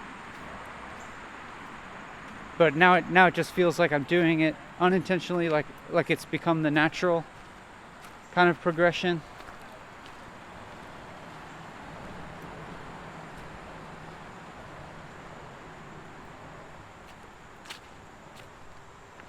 And now there was another gap in my speech that I think probably was affected in part by me being distracted by the two people walking behind me. And then I stopped at a certain point to let them walk ahead of me, but then they stopped at the same place. I don't think because of me. I think that's where they were going to stop anyways. But then I was like, how funny, I stopped to let them pass, to just trying to get away from them, and they were stopping at the same place. So now I'm continuing to walk, and we'll see what happens.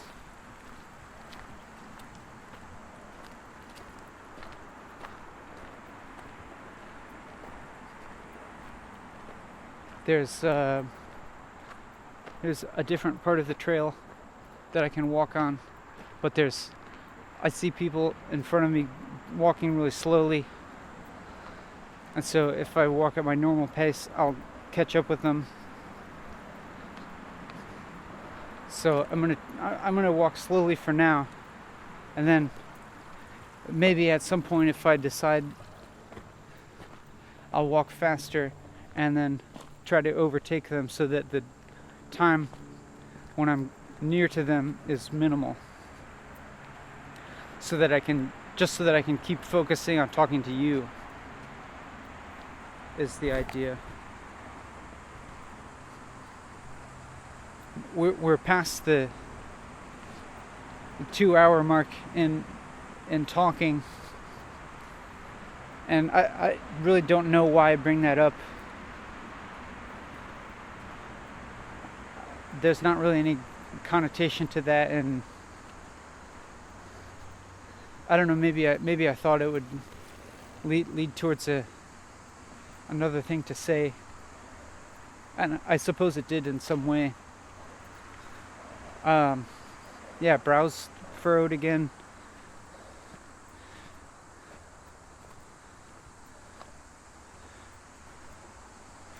I'm thinking that I'm creating a very unwatchable video.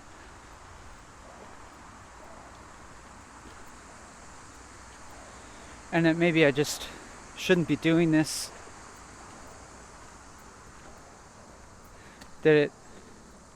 Thinking that it might be hurting more than it's helping.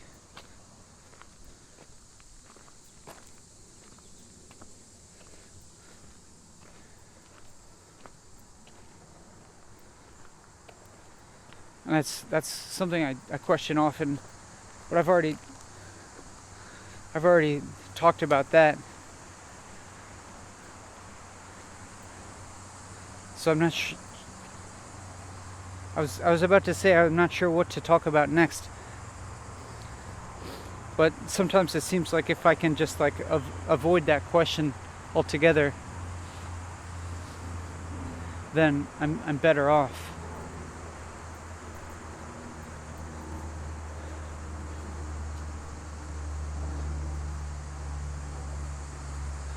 The people in front of me are walking very slowly.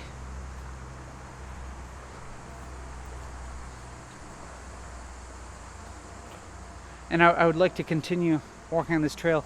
I think I will. But I don't especially want to be near the other people, because I think what it is that I feel self-conscious around the in real life people. Probably for being perceived as being not present because I'm talking into an electronic device. I think that's what it is. But now I have an opportunity here where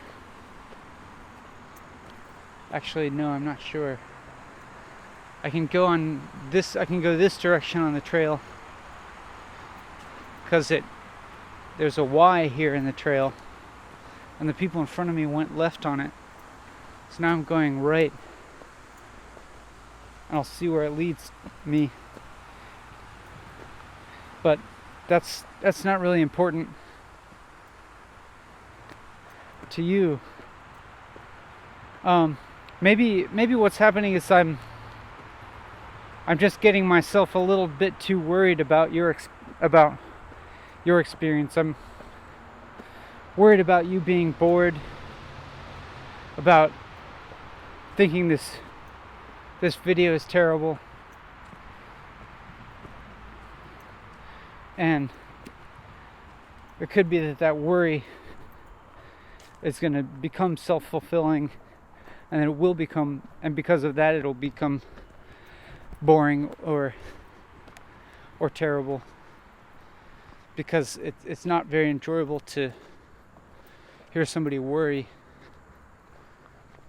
I imagine.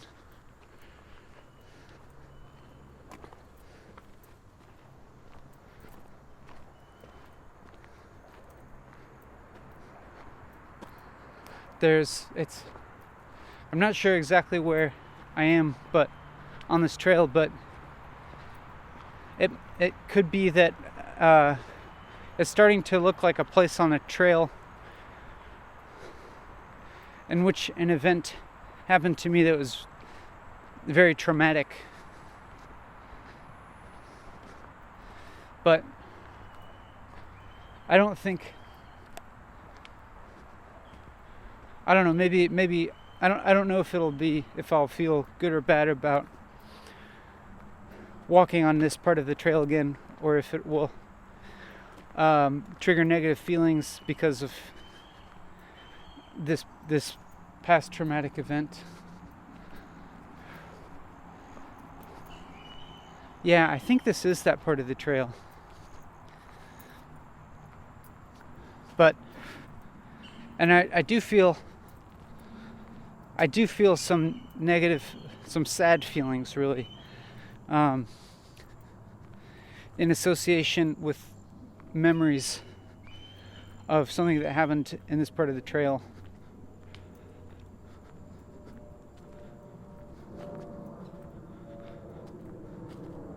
But I feel okay with feeling that sadness.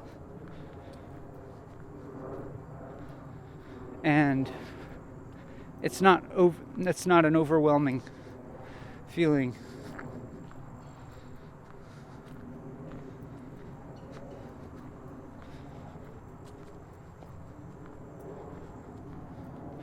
In that last gap, for part of it, I thought maybe I can just let this gap go for a little while. Maybe that's okay. And then once I noticed myself having that thought, I just decided to say it, and thus I ended the gap.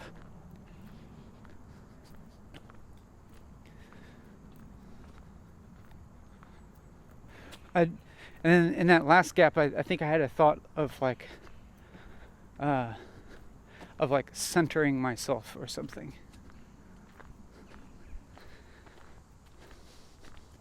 And I'm not sure exactly what that means. I'm not sure where the center is. I'm not sure if there's an ideal state to feel. I want to feel happy. I would like to feel happy right now.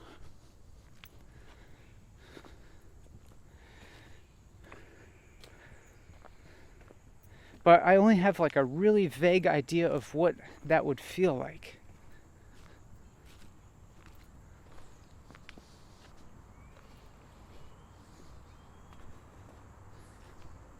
And I'm not sure if I can induce that feeling myself. You know, I'm not sure if I have the power to just make myself feel happy.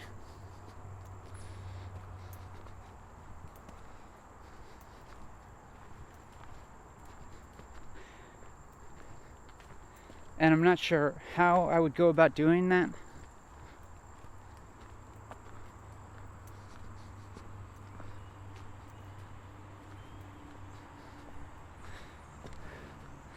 I'm not sure, like, if there's a certain type of happiness that's more sustainable than other types of happiness. Or if there's a type of happiness that's not dependent on anything. I don't know. It seems like most types of happiness are dependent on something.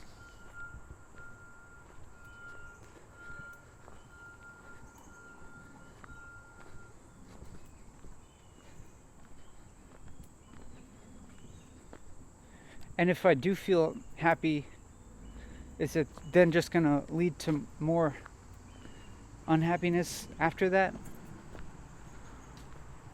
When that happiness or whatever that happiness is dependent on is gone? That seems to be the common consensus, I think. I mean, at least among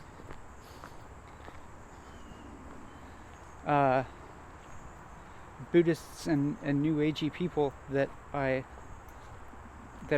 seem to find myself in the company of, or listening to, or something. No, that's not entirely true.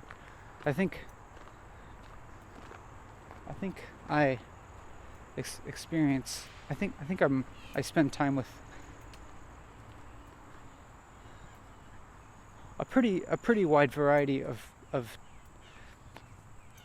people with different worldviews and stuff, I think. But maybe there's certain ones that I feel more comfortable around, or that I feel like we have more shared understanding or something,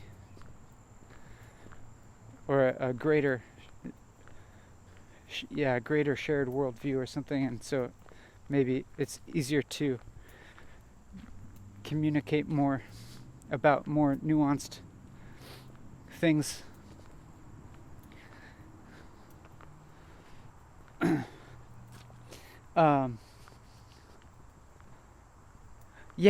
Back then when I said I want to be happy right now, if I feel that way, if I feel that desire to be happy, is that what's making me unhappy? That seems like another thing that people have said before.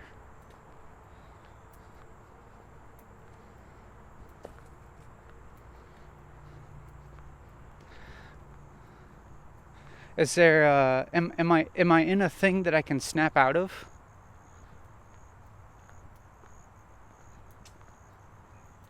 Seems possible. It's possible. Well, I'm in a thing, or a mental state, or a zone, or something.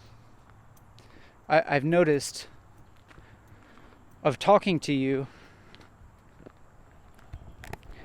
That's what this walking and talking is a kind of framework that eventually I'll be out of. So I there is a sort of thing that I will snap out of at some point.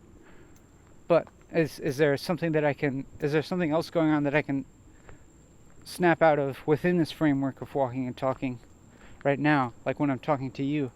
Would it be possible for me to snap out of my present feelings and experience and suddenly feel happy?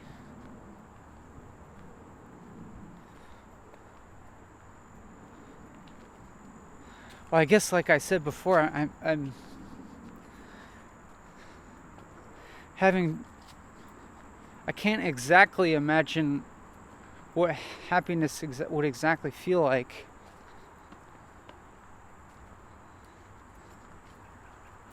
And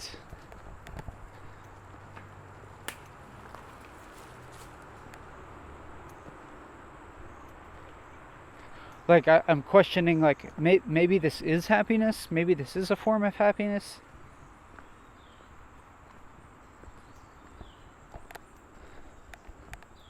This thinking and talking that I'm doing.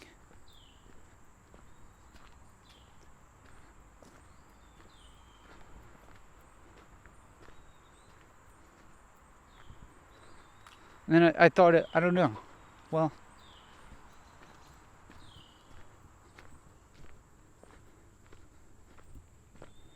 I'm again still feeling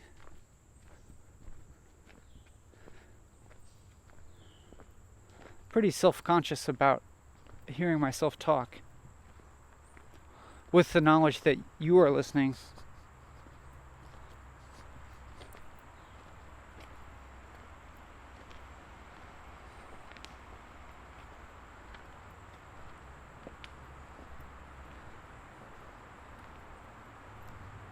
because I care about your experience.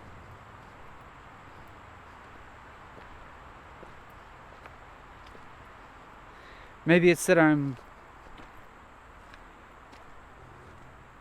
part of what's going on might be that I imagine that this video might be too similar to the last two videos, and in the content of what I'm saying, and so it might be especially boring for somebody who's watched the last two videos. But I think maybe for somebody who's not really looking for entertainment, it might be totally fine. Just in that it's just like new content to listen to and to watch if you choose to watch also. I think it's also, you could also just listen to the audio, because I think that's the key feature of this video.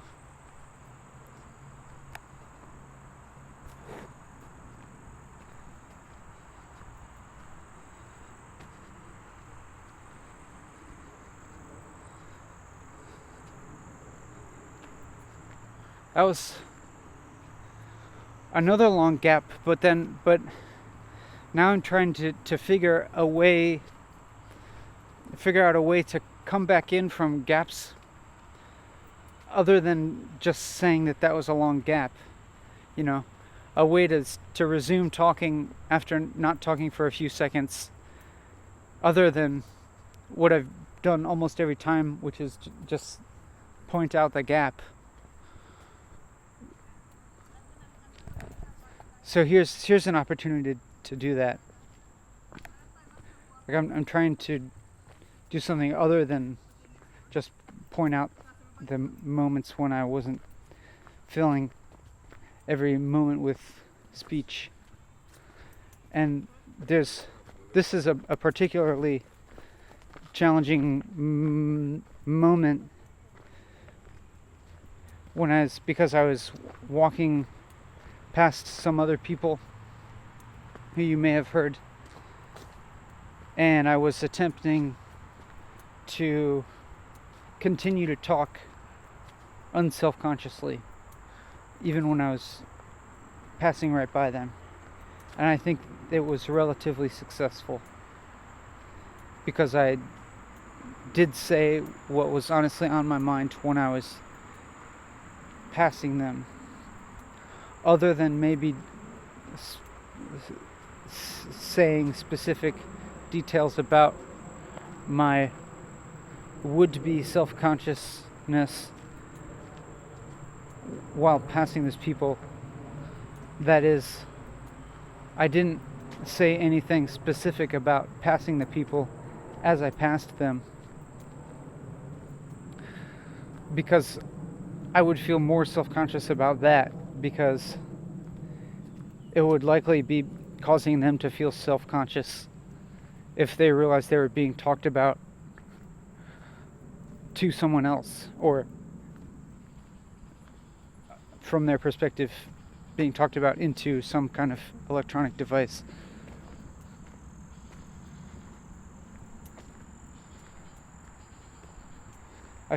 I feel some physical tiredness, but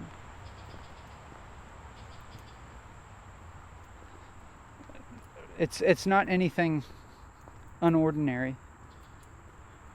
It's almost just and it's a very just ordinary feeling of having a body in the world, which is, I think, most of the time not a very pleasant experience. It's like the only time that it really feels pleasant to have a body, I think, is during sex. Maybe maybe during certain other experiences, like eating some really good food when you're hungry, or maybe maybe on some drugs. But I haven't done very many drugs, or at least the things that people consider drugs, like certain substances that are really only intended to induce a certain physical and mental feelings. I stay away from the ones that are that people mostly consider drugs, but occasionally I will consume caffeine, but I don't even drink coffee. I'll occasionally drink maybe some green tea, and even the caffeine that is in chocolate is enough for me to feel an effect from, and it will energize me. But then, as much as it energizes me, I usually feel a crash afterwards. And so it's like a net zero. And that seems to be the case with anything that any substance that changes the way that I feel. It seems to be a net zero. That is, if it makes me feel good, then later on I'll feel the opposite of that after it's over. And so I just don't do them. And it leads to this recognition of how even maybe some things that make me feel bad for a time, then I will feel good after that. But I think that's pretty common knowledge to anybody with a body.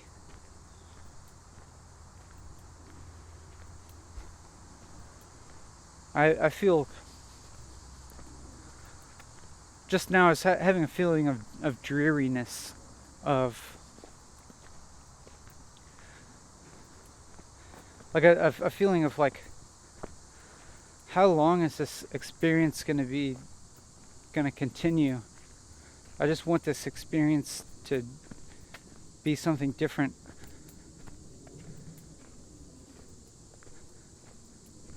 This experience of walking and talking. But then,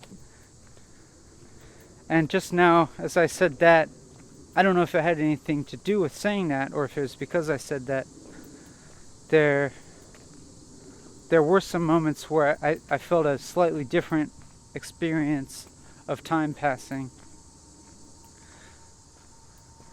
Just now, and then, and maybe to a certain extent right now. Like, at the moment, the passing of time doesn't feel like it carries this negative weight. It doesn't feel so much like I'm like trudging through time right now. Even though I can still feel all the same sensations in my body. My brow is really unfurrowed, like very far from being furrowed, and I feel myself passing through time, and I feel comfortable with that. And then, as I said that, I recognized that passing through time means that I'm moving towards death, and that's always been true for as long as I've been alive.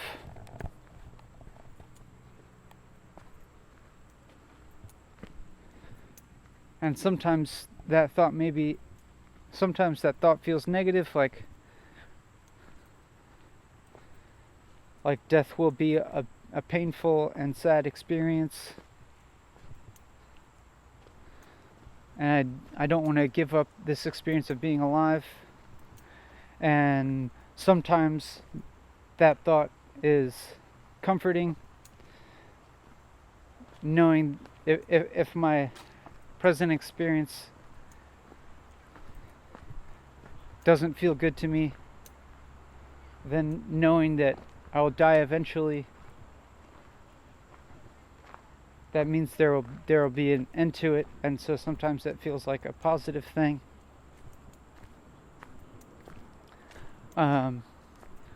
More or less,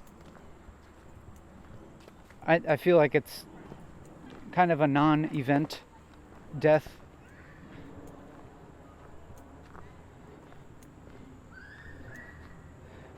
Because it's just a continuation of the way matter and energy are already moving through time. It's just a continuation of the same process that life is.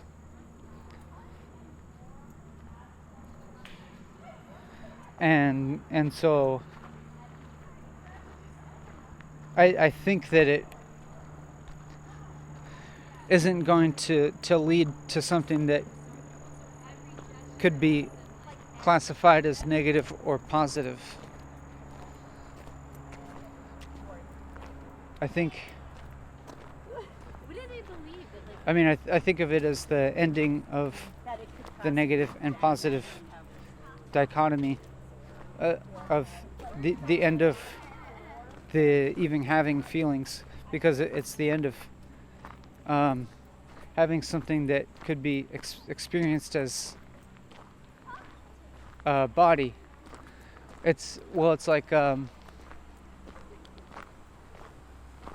it's the end of I'm distracted again because I was walking past people, and there were two young kids who looked very directly at me, unabashedly staring, which is fine. And then I heard a little girl say, "Who is he talking to?" And then the other little girl say something else. But they're the first people to audibly acknowledge having a thought relating to seeing me walking and talking into an electronic device. I've come back onto a part of the trail that I've walked before already. And I'm walking even in the same direction that I walked already. I've made a loop, and part of me feels very uncomfortable with walking a part of this path that I've already walked before. But I think I'm just gonna go with that. Well, maybe at some point I'll just turn around. Maybe I'll turn around really soon. Maybe not. But incidentally, I'm thinking now that the part of the trail that I was walking on when I said it was the part of the trail where I experienced a traumatic event, now seeing where I am walking now, I think that was actually a different part of the trail that I haven't been on before, and not that place. But it doesn't really matter because I experienced it as that same place. Anyhow, what was I talking about? It seemed like there was a train of thought that seemed worth continuing.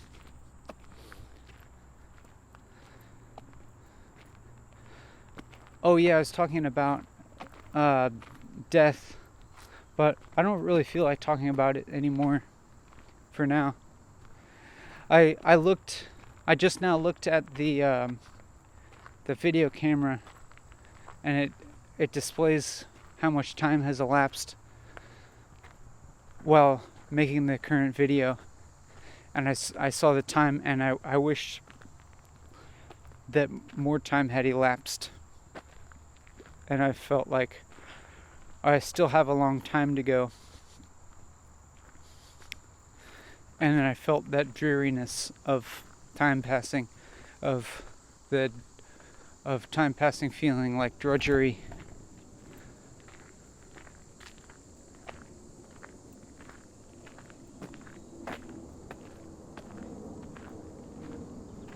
And I thought that just now that it seems wrong to experience time passing as drudgery. It seems like we don't want that. We want to be enjoying our lives.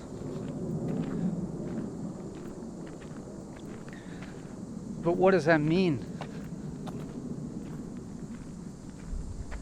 I have no idea what that means.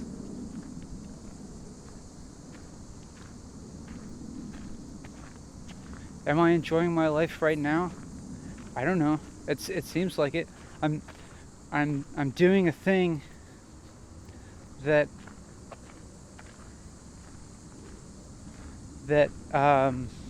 I've chosen to do that's quite independent of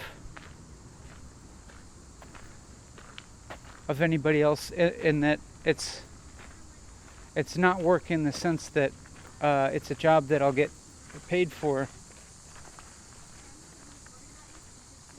and so it would seem that I'm exercising my free will quite powerfully right now. And I think that is something that is often associated with enjoyment, with having the freedom to do what you want. And I'm doing what I want right now. But it's not like I don't think that I feel especially happy, or I don't like. I'm definitely not sure that I feel happy at all.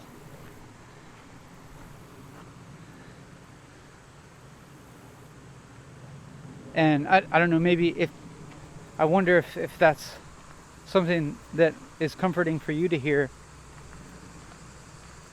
If you are someone who imagines that you don't get to do what you want all the time, and you wish that you had more freedom to do what you want, and you imagine that as being a happier state, I'm not sure. Maybe it could be.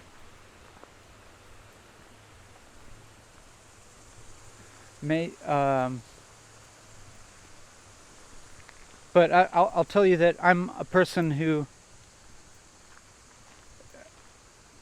I've arranged my life in such a way that I have a lot of what people would call free time, and I seemingly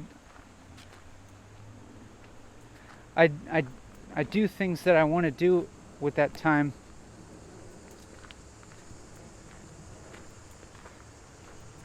But I don't think that I'm especially happier than most people. I don't know. It's pretty hard to gauge. I don't know if other people... I don't know how to gauge happiness, actually. Something I've talked about before is that I imagine people having everybody having an individual topography of positive and negative feelings through their life, and sometimes I imagine that everybody has a different topography, but that they all even out to neutral. And I think I still believe that. And then there's also this question of doing what we want and what we choose to do versus doing something that we have to do. And quite often people say that they have to do something. Like the most common example would be like, I have to go to work. But another way to think about that is that you are choosing to go to work. Even if while you're at work, maybe it seems like an unpleasant experience, you still choose to go there because you could just not show up at any point. You could always quit your job, but you choose to keep going because there's something that it gives you that you value, which in many cases is the money that you're paid to go to work. And then the money allows you a kind of freedom to do things that you want to do, or to maintain the world around you as you want it, or to support people that depend on you, which is something that you want to do.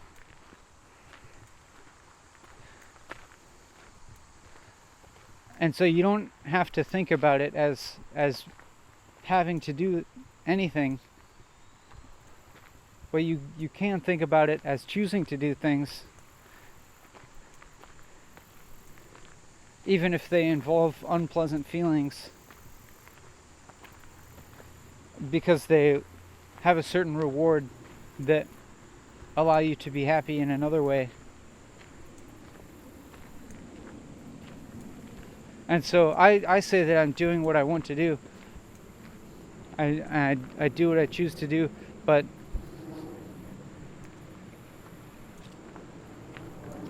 it's actually no different than what you do. You also do the things that you choose to do, and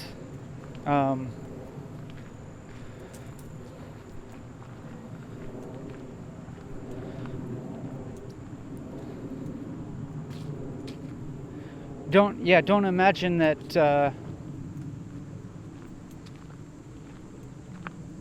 I don't think you should imagine that the things that I'm choosing to do make me a more happy person than you are, because I can tell you that they involve plenty of negative feelings, physically and emotionally.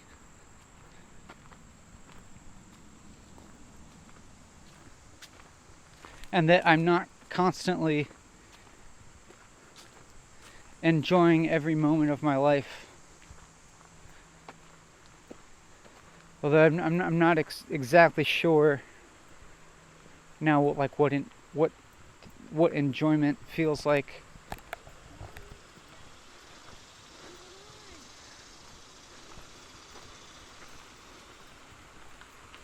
I guess enjoyment is the experiencing of joy.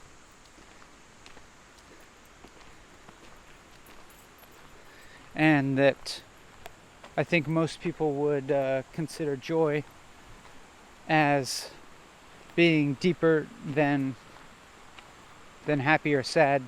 Like you could feel happy or sad, but with an undercurrent of joy.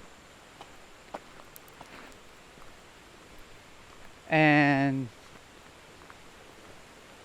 maybe I feel that, maybe I have joy, but I don't know. It's like, if I do,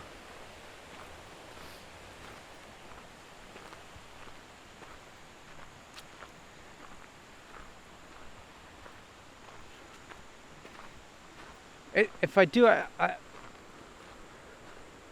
wouldn't necessarily like call this the experience that I'm having right now. I can say I wouldn't think of this as something to be especially desirable. Is what I'm saying.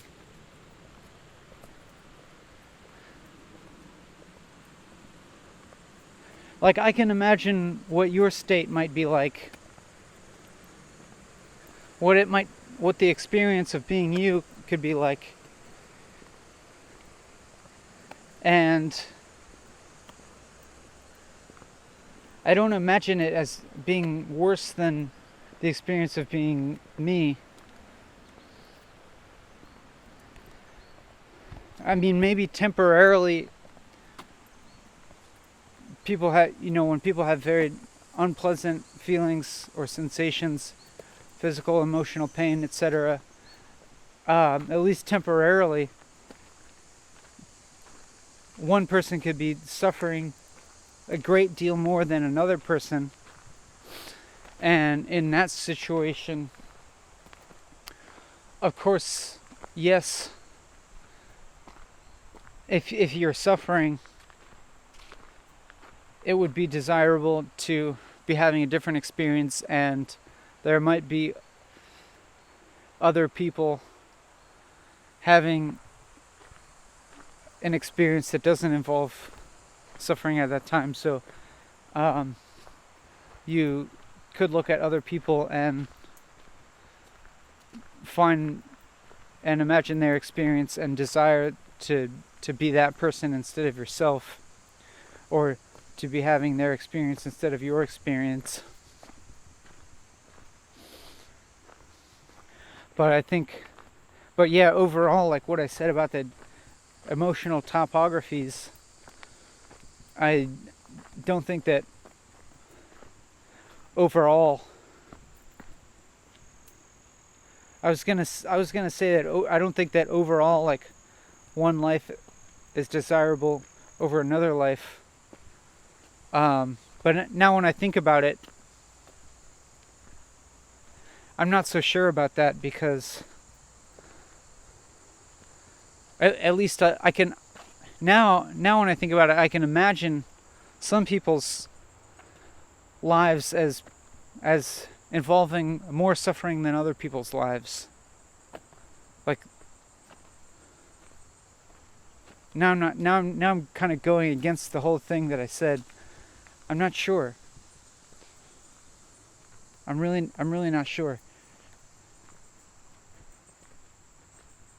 I'll let that kind of just be an unanswered question, but I guess in a way it might be, maybe it's kind of a moot point, because you can't really become another person anyways. You can't really trade experiences with somebody. I mean, at least your internal experience, you can't always control your internal experience. You can control some external factors of your situation. And yeah, maybe to an extent you can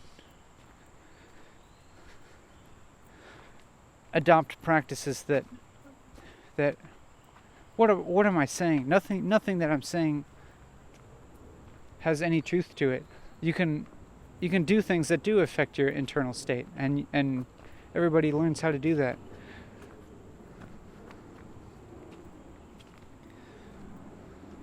Was there another train of thought that I've derailed from that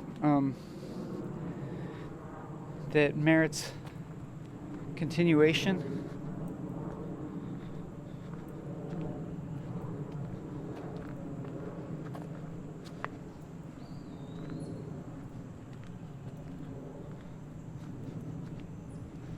I'll just go ahead and unfurrow my brow and continue to describe my current experience, because that's really all I can do. Here's a yellow jacket eating the remains of what looks like a roach or something.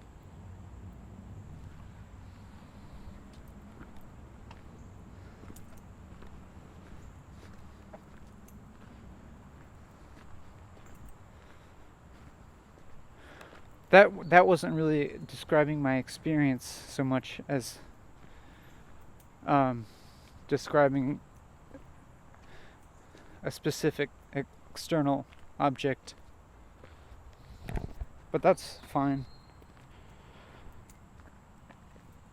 I inhaled just now, like a big inhale, and I think I was going to sigh. I was going to doing a big sighing exhalation, but right after I inhaled, I noticed I'm about to sigh, and sighing is it's kind of a indicator that you're feeling something unpleasant in your body, and I think of it as this reflex of the body trying to remind the mind that it's here and that it's okay. It's just a body. It's like the body, like the mind getting all up in a tizzy, and then the body, and then the body starts to get tense because of that, and then you sigh unconsciously, but then then you notice yourself sighing, and I think it is also associated with relaxing the body, and then you notice the body being relaxed after you sigh, and then that probably means you just kind of accept whatever it is that had your mind getting tied up. It's like the body trying to remind the mind that it's okay.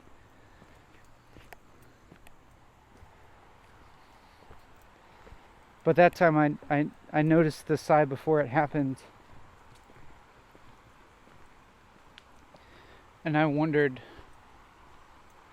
and I realized that I was starting to get tense about trying to figure out how to describe my experience. But now I'm realizing that was a pretty, just now that was a pretty good description of my experience, I think.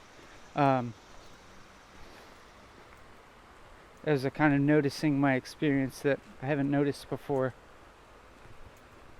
I don't remember catching myself pre-sigh.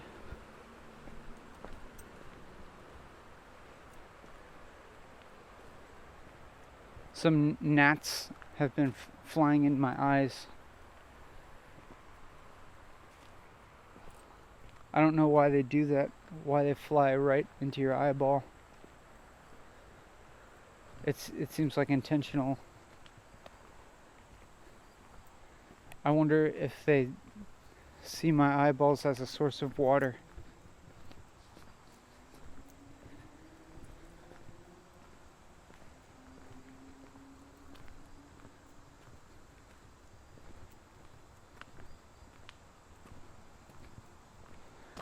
There's some plants around here that I could point out and describe, but that would just be more particular objects, and we don't need any of that. You don't need any of that.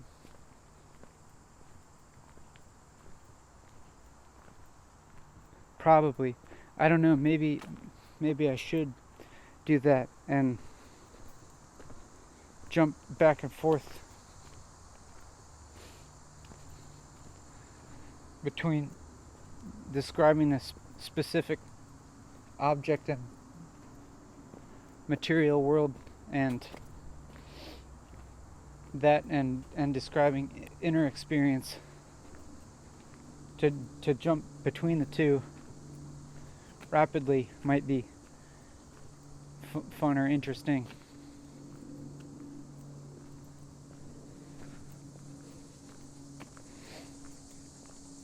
But yeah, I'm not specifically trying to have fun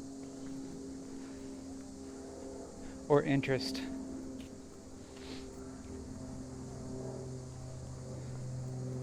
Oh, maybe I am. I don't know. Maybe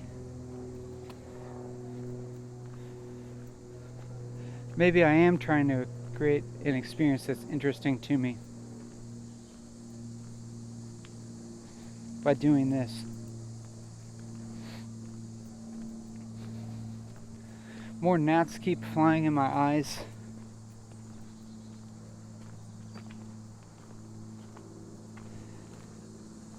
And if that continues for a very long time, I can imagine it getting irritating.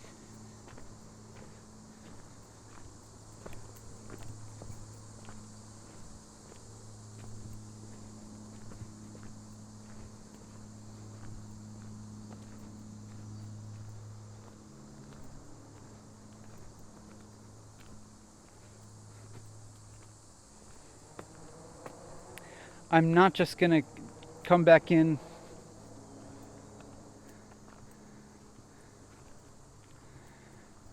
it's funny, I can't think of a way to resume talking now after that gap without pointing out the gap. But maybe that'll happen next time. I don't see why not. I guess like I could just come in with a different thought, or like continue whatever it was I was thinking before. But I found it hard not to acknowledge the gap because it was the only thing that I could think about while it was happening.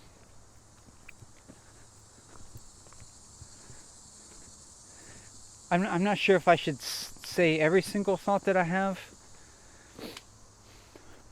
because some of them just relate to my physical surroundings, which are to an extent alienated from you. But for instance, I hear the cicada calling, and I thought, there's a cicada. And I hesitated to say that thought.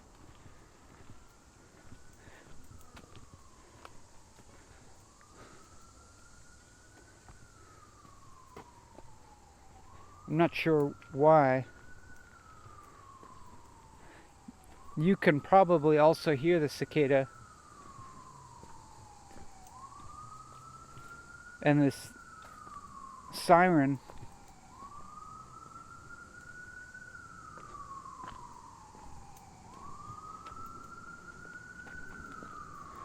But I guess I don't really have anything to say about those things.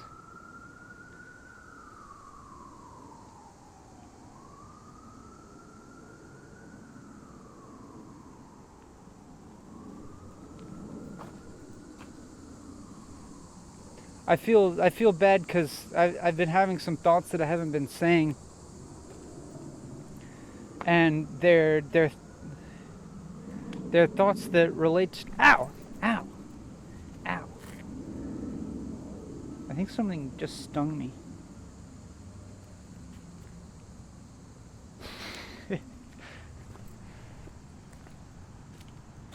The thoughts relate to my surroundings. I'm not sure if something stung me or if I'm just overreacting to some weird... Ow. Yeah, I think something stung me.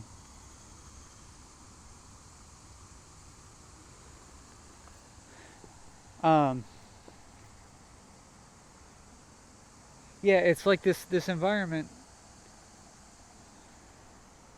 contains a lot of things that interest me, like animals and plants and rocks and stuff like that.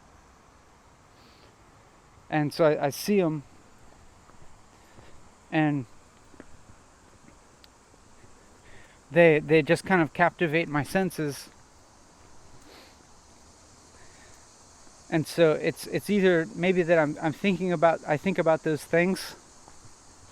Like, for instance, I looked down at the river down there and I saw some fish swimming in it, and I hesitated to say anything about the fish because I wasn't sure if you would be able to see the fish, and I didn't want to make you feel bad that I could see the fish and you couldn't. And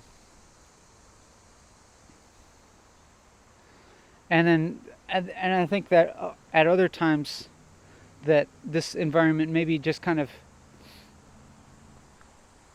enchants my senses in a way that doesn't really lead to thought or verbal thought. It's like it kind of calms my thinking down some, and so it feels like it takes more effort to continue thinking verbally and talking verbally. So that could be what's going on. And when I just walk on the paved part of the bike trail,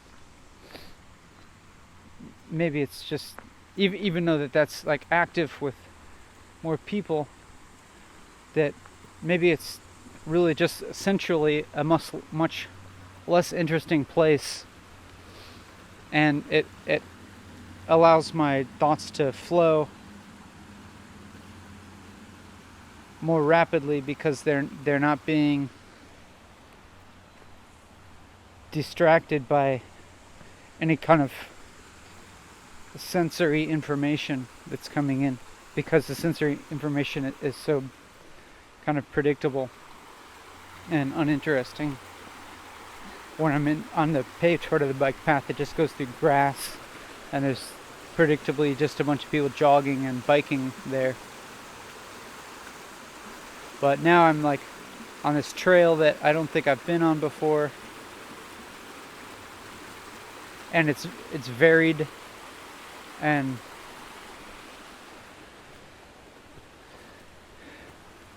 it's not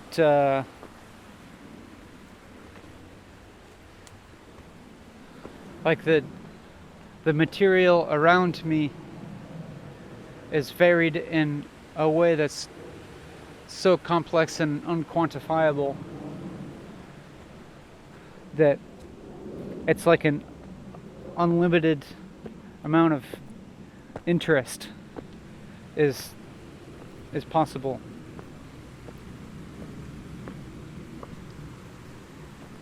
And this is why people take hikes in the woods.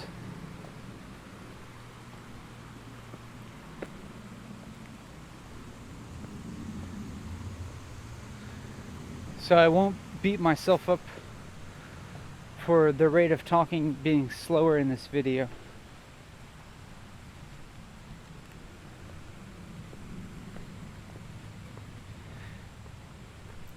And I was about to say that I'm enjoying actually being in these woods, because I had the thought that enough time has passed now. Here's some mushrooms.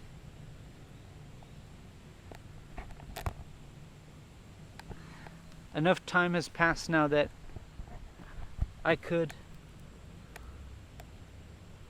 start heading back towards the part of the trail where I started, and end the video when I get there. And then when I had that thought, I could turn around right now.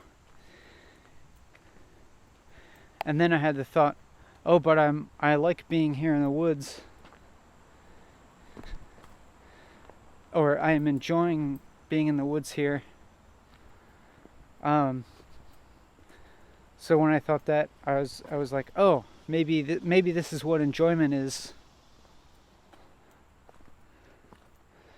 That I feel sensually enchanted by my surroundings.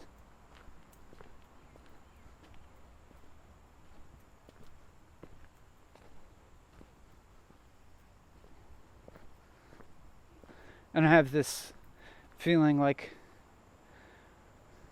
I would actually like to just like sit somewhere here for a long time and not talk at all. But that would kind of require ending the video, because I'm pretty sure that I don't want to include long contemplative silences in walking and talking. That's the opposite of this video series.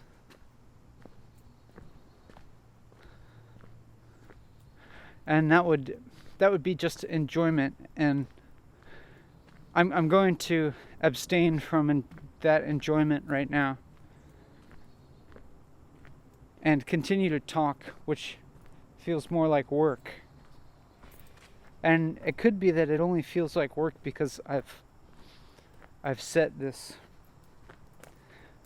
goal for me to fulfill, and so I kind of feel like doing something other than this thing that I've set myself, this goal that I've set for myself. And so then it becomes work. And yeah, I'm gonna abstain from the enjoyment now, with the idea that by abstaining from enjoyment and continuing to do what feels like work, or what I've framed out in my mind as being work, that it will lead to enjoyment later on after I'm finished with the work. Although, like, I don't know, maybe I'm also actually experiencing some enjoyment while I'm doing this work. I think that's probably true. Like, I am also experiencing all the sense information of this environment, which includes there being a kind of cool breeze and this dappled shade, which feels comfortable to my body. So I am experiencing this that kind of sensual comfort. I think I'm just gonna go ahead and turn around. There's a person up ahead, so like I guess that can be a cue to turn around. But I'm not just gonna indulge fully in just relaxing in this relaxing environment.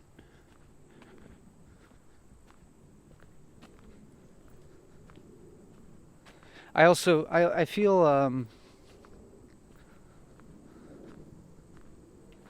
I feel a desire to have another person to experience enjoyment with right now. I don't necessarily always feel that way, but like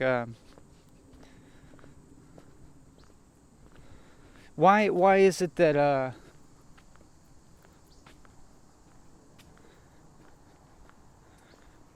I don't seem to enjoy things alone as much as I do with another person or people?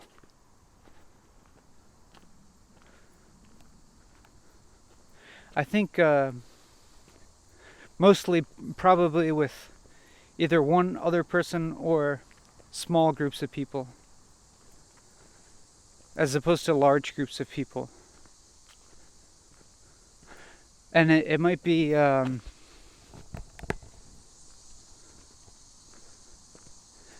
mean, a simple way to see it, to say it, is that I enjoy the experience of connection with another person, or enjoy the sharing the experience with somebody else.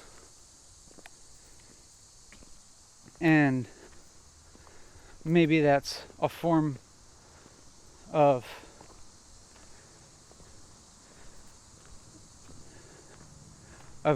getting away from the confines of my own selfhood, of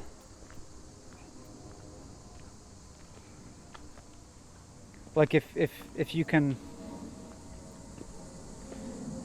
enjoy something with another person and see that they are enjoying it as well, it's like or maybe not even enjoying, but just like sharing experience with other person. If they're having a similar experience or almost the same experience as you, there's this feeling of not being alone, of having a shared reality. And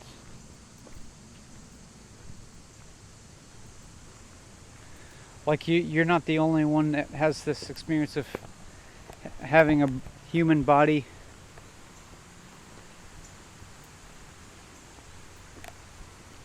And I think that is part of my desire to make this video, but it's not quite the same. It's not totally the same as sharing an experience with a person in real life,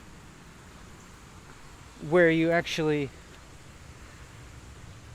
can physically and verbally interact.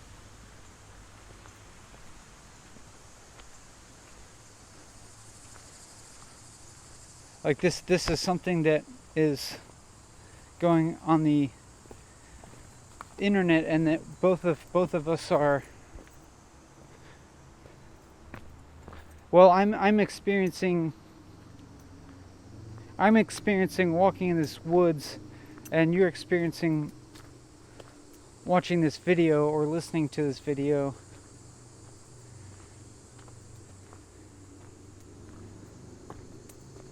And so they're two different experiences, but they're linked by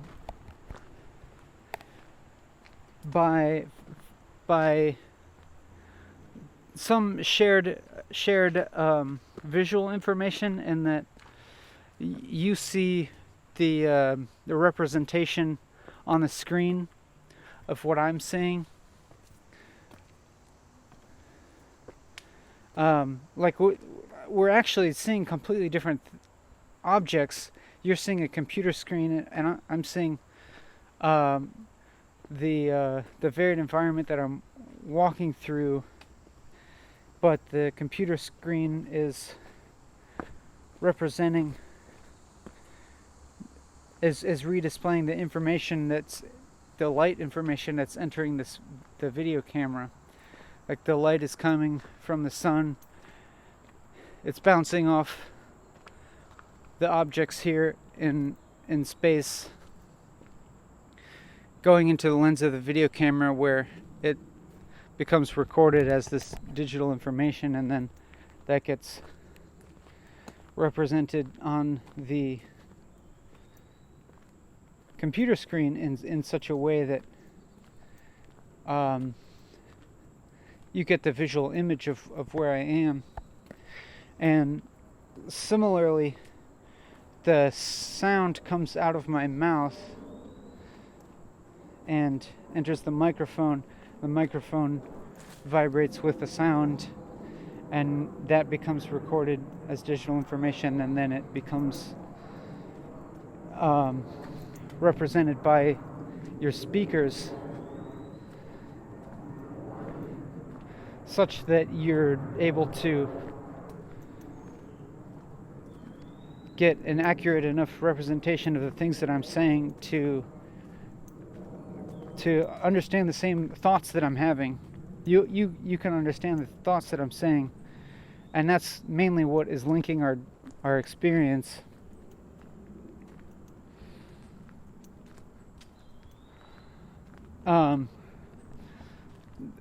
I suppose what's lacking for me is the direct feedback of another person or other people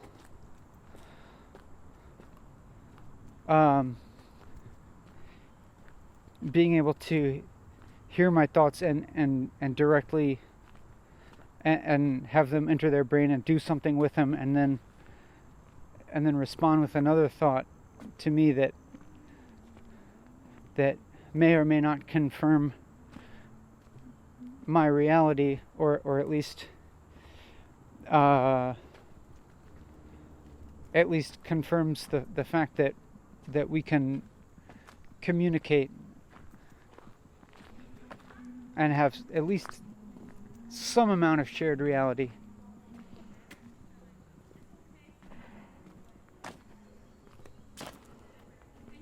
But it so like for now it feels like a little bit one directional, and that I'm imagining that you're listening to me and thinking stuff, and it could be that you hello hi it could be that you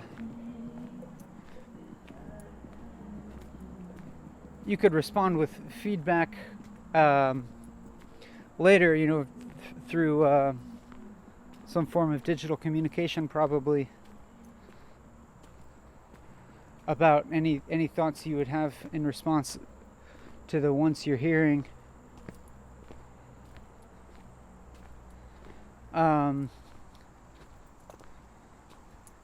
And maybe the appeal of making the video is the hello. Hi. Is the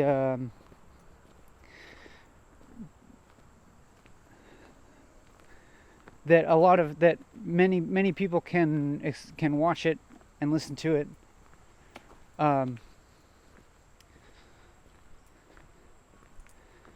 and that it can go on in time for a while. Like you might be here. Of course, when you're hearing this, even though I'm having this experience right now in the present, this present, my present is the past for you. Even though you're also having this experience in the present. I've talked about this before. This thing where we're both sharing the present moment. We're both experiencing this right now in the present moment. Even though logically there's a gap in time.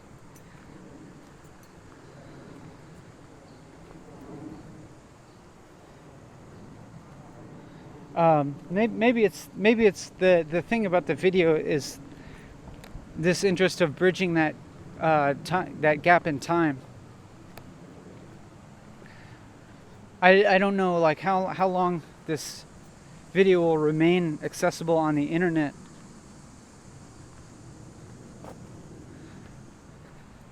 But because I don't know that it will end, that interests me. That it might continue to exist after I die, after I don't have a body anymore. This video, which is some representation of myself, could continue, and people could continue to experience it.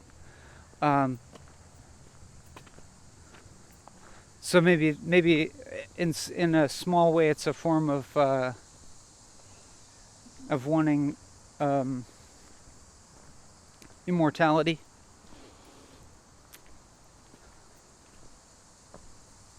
because sometimes I even imagine the internet as continuing as an autonomous organism beyond the human race. I consider that as a possibility. And so maybe there's some desire to be a part of that, to be a part of the internet. And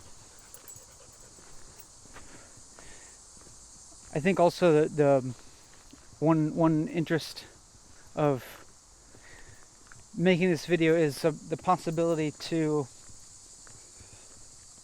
have some form of connection with people that I couldn't necessarily, that I wouldn't otherwise be able to connect with. Due to either geographical or temporal distance.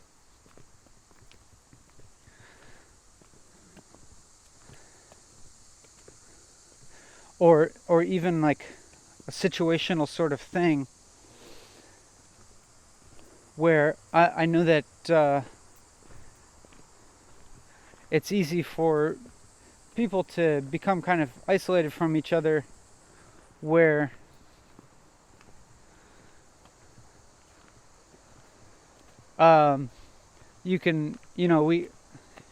it's not uncommon that we will find ourselves in situations where we are just on a computer for a long time and not physically interacting with people. And so maybe this talking video is like some form of substitute for interacting with people, or maybe it's for someone who's in a situation where they don't have the option of interacting with a person in real life, and so this video could be a form of keeping you company. I would, if that happens, I think I would be glad for it to serve that function, although I wouldn't want it to I wouldn't want it to actually replace interacting with people in real life, because I wouldn't want this video to cause you to watch the video instead of interacting with people in real life. I think I would more prefer it if the video took you from a place where you would ordinarily just be interacting with a computer screen, and maybe this video would cause you to consider interacting with a person, but just because I think generally that for me at least, that seems to generally lead to more happiness. And it's funny that I say that because walking on this trail, there's plenty of people that I could at least have a little bit of interaction with just by saying hello, but I'm avoiding doing that because I'm instead focusing on talking to you through the internet. But again, there may be a little bit of judgment coming through about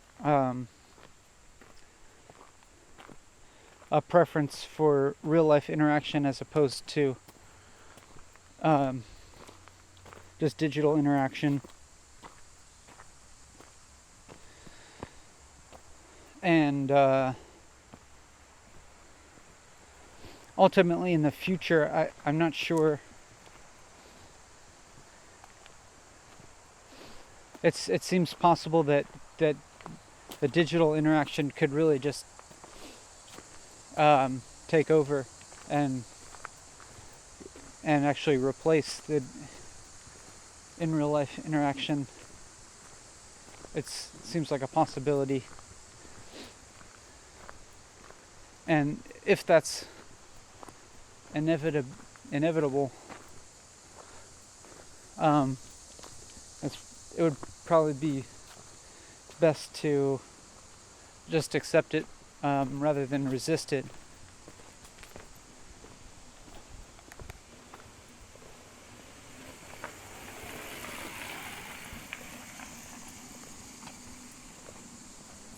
I had the thought that this is a really nice place.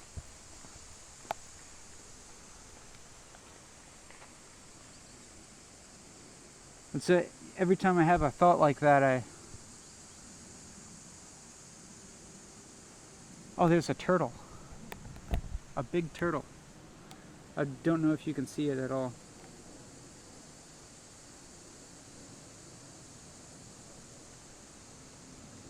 It's a big turtle on top of maybe the largest rock that you can see in the frame. When I have a thought like this is a nice place, and then I try to pick that apart and try to figure out what I mean by that. Or if it's just conditioning. But maybe that actually points to enjoyment.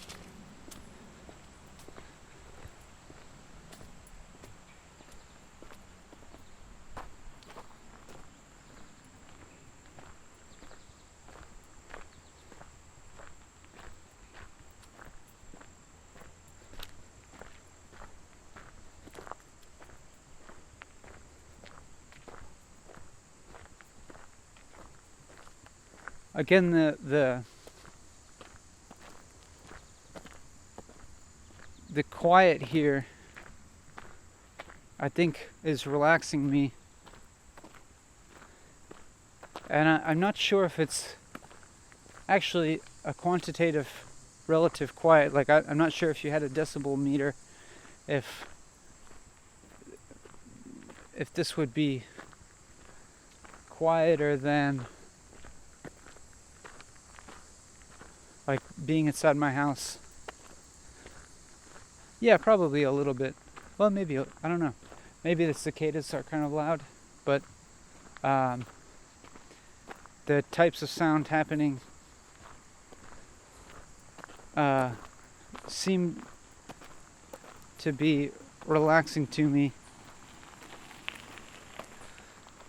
compared to the sounds associated with people.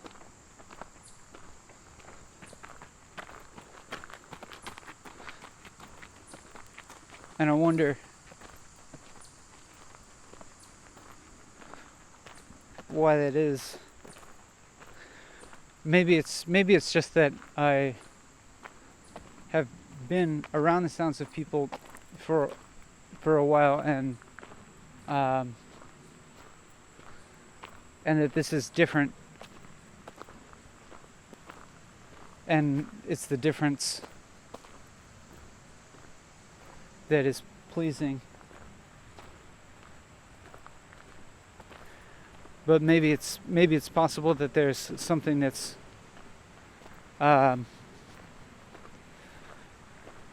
more of an evolved physiological response.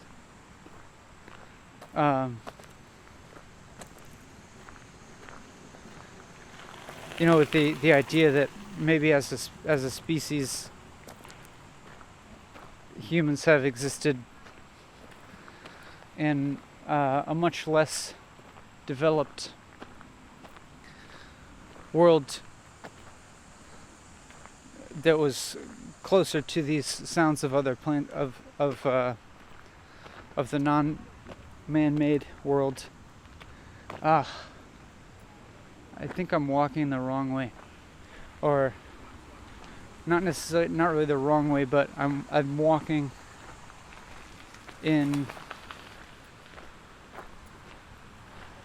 I'm walking in the direction opposite of the beginning of the trail where I started the video, and so now I'll have a little bit longer. The batteries ran out, and I'm not sure how long I walked after they ran out, but I'm not worried about it because I don't think that I said anything of great significance.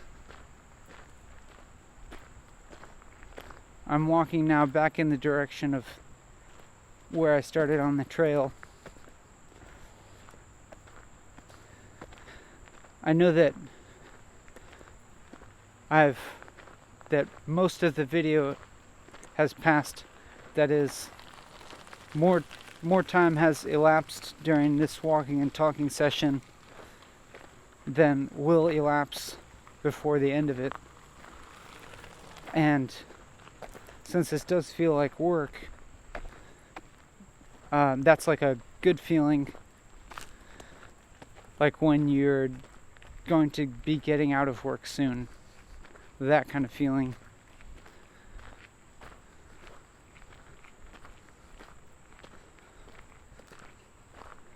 It's interesting that I was having that at the beginning of the video. I was having some negative feelings associated with the bulk of the work being ahead of me, and now I'm having some positive feelings associated with the bulk of the work being behind me.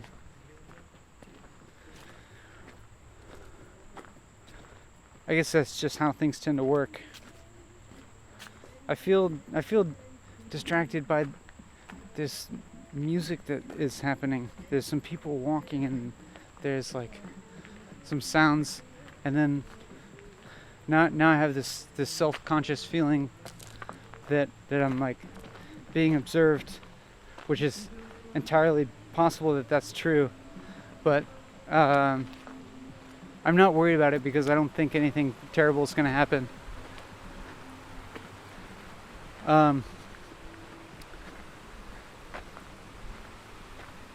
And that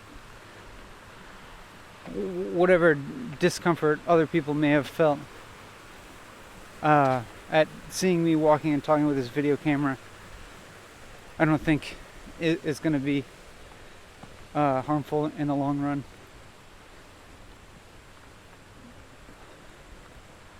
I'm feeling a cool breeze.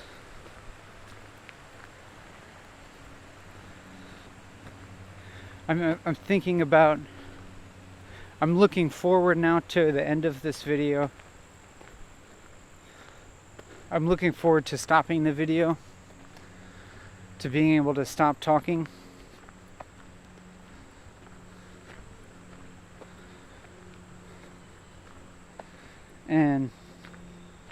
And so I wonder, like, why did I make this video in the first place if it felt like so much work? I'll have to reflect on that after it's over, to see what I feel like, during the remainder of the day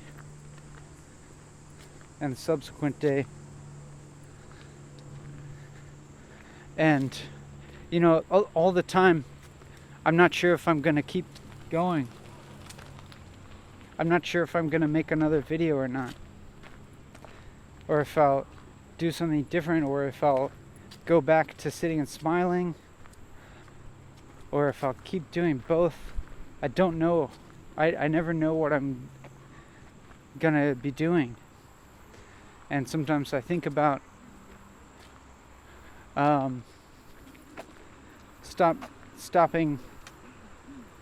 ceasing to maintain an internet presence altogether,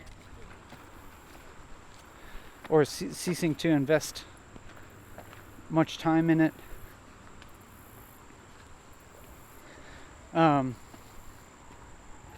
And doing something else, like getting a normal job, something like that.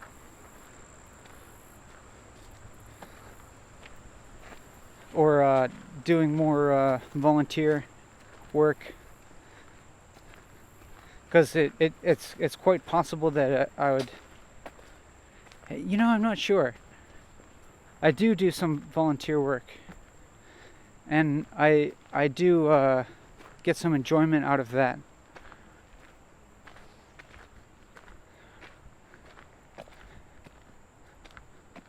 But I think actually I do get a form of enjoyment about doing things like this. Things where I really don't know why I'm doing it,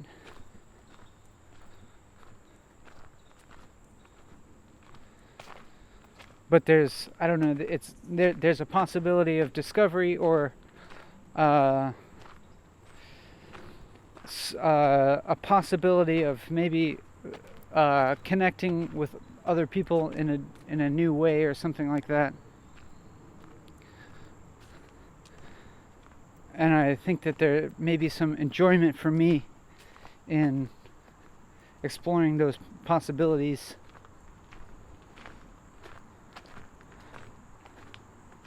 But then again, at the same time, like, this really isn't anything extraordinary. Like, this is just this.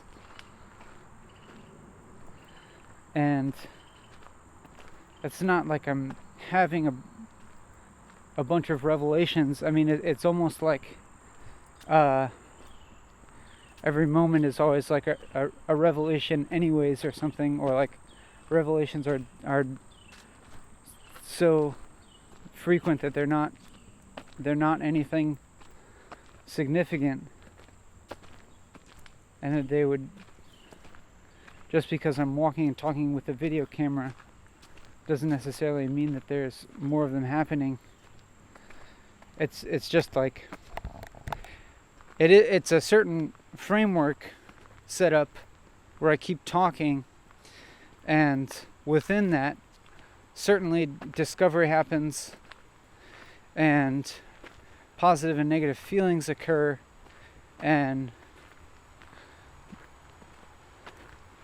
but it's not like any of it has any significance outside of this, as far as I can tell.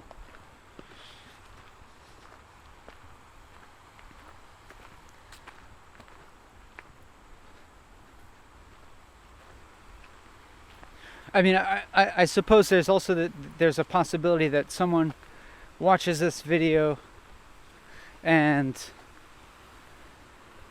it causes them to be able to think in a more open way, or something like that. I suppose that's a possibility.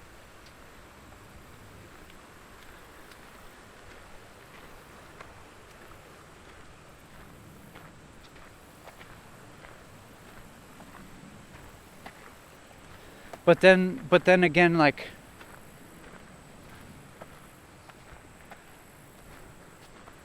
I'm not really trying to hold on to any kind of hierarchy of ways of thinking.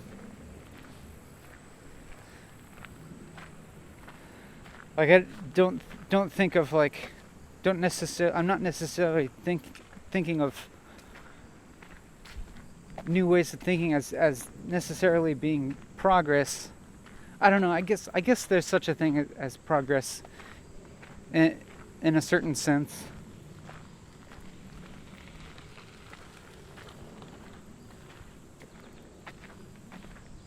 But it's conditional on a certain worldview. Like, it's like we have a certain worldview right now, and we tend to view that our history as being a progression up till now. But that's also judging history completely on the value scheme of our current worldview.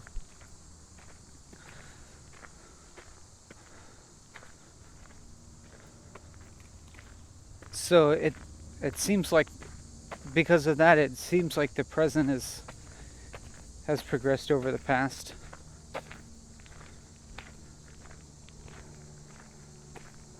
Maybe, I don't know, maybe not.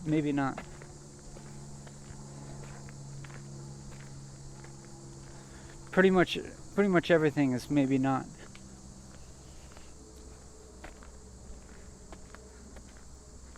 Everything's maybe not.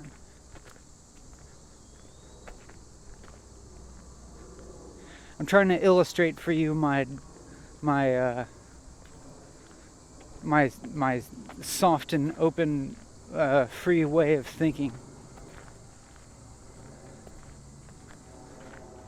I'm trying to advertise my way of thinking as as being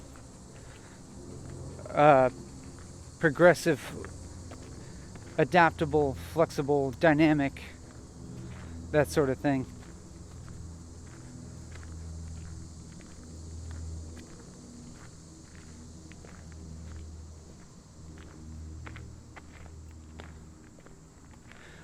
Sometimes I listen to things other people say and I feel aversion towards their way of thinking. It doesn't fit into my worldview.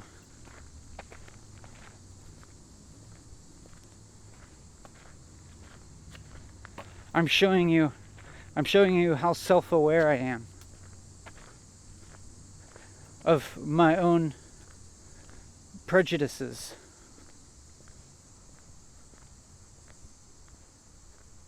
I'm displaying to you how progressive I am in my self-awareness.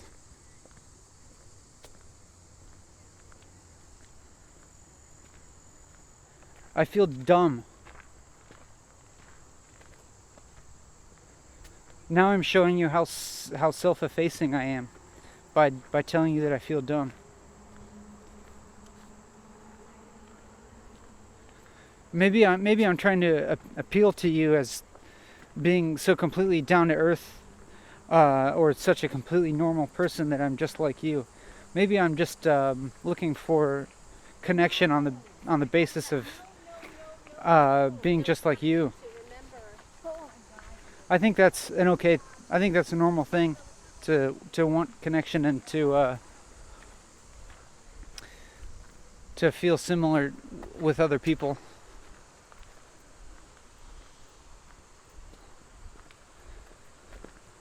I hope that I'm walking in the right direction here towards getting out of the woods and knowing where I am.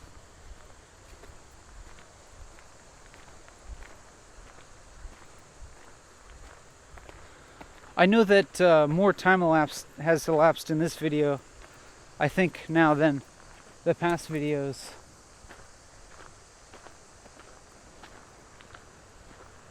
Which makes me think that theoretically I could just end this video at any point now.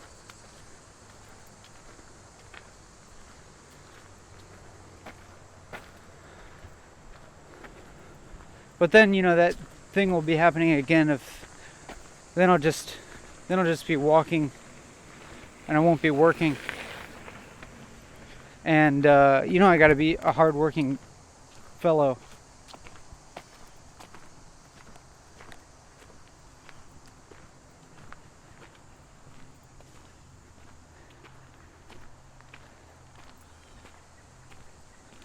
I haven't even worked that long today.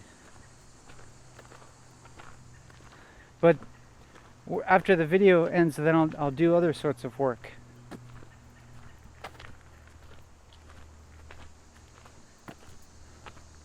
As long as I conceptualize them as work, and I don't enjoy them too much, then it's okay.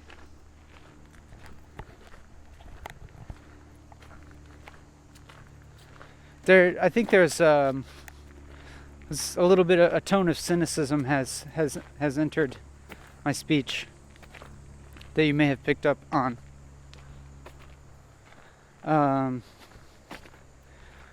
It's still a kind of self-critical cynicism where I just continually criticize the previous thought that I had.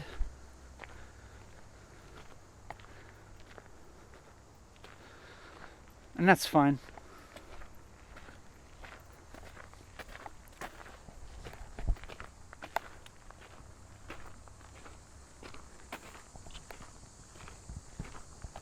Or, I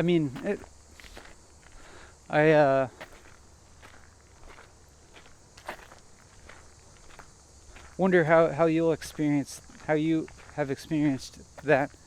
If actually, I'm kind of imagining that if you're watching this now, like,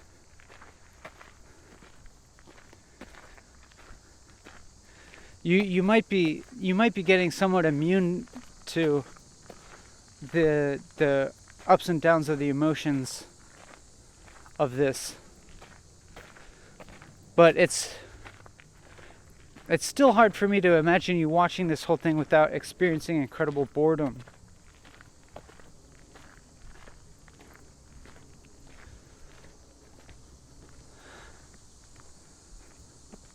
But if you've watched a large chunk, then I guess I just congratulate you, I suppose, on having the patience.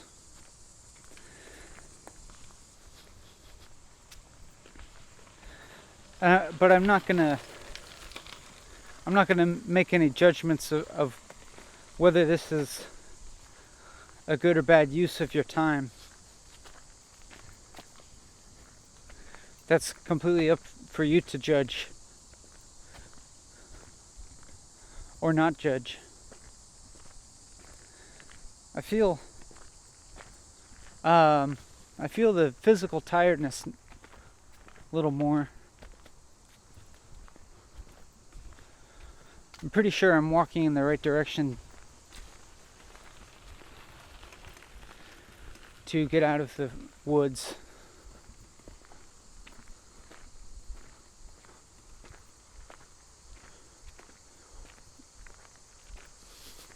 I'm not sure if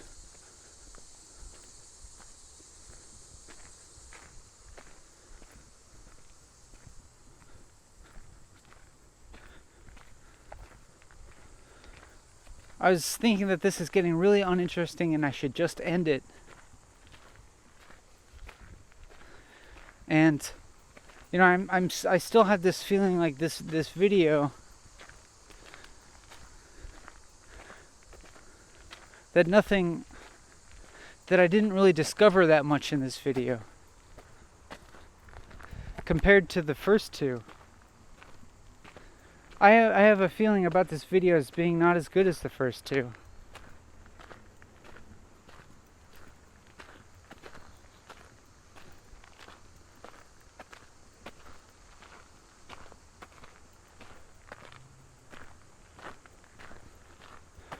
Could this be just the end of this series? This mini-series?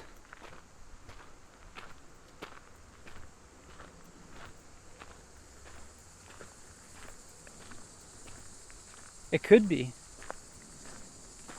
But I'm not gonna know. I'm not sure if I'll ever know, because I could always potentially do another one.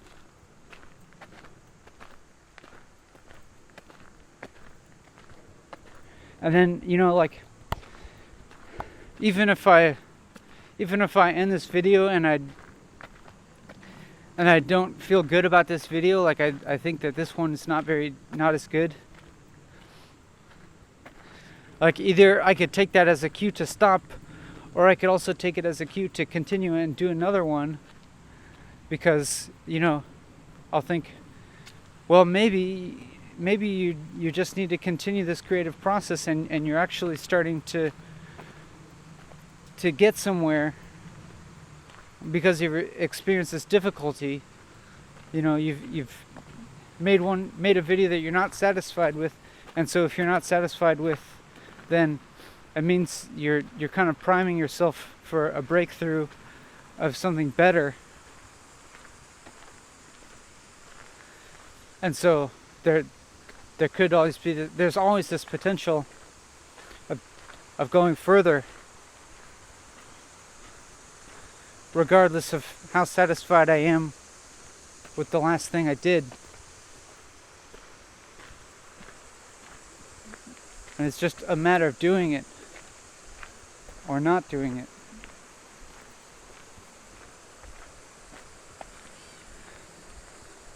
And now I'm at that point where I'm telling myself I could end the video at any moment. So it's like a continual choice now. Now, every moment that I continue to talk is a choice that I'm making to continue.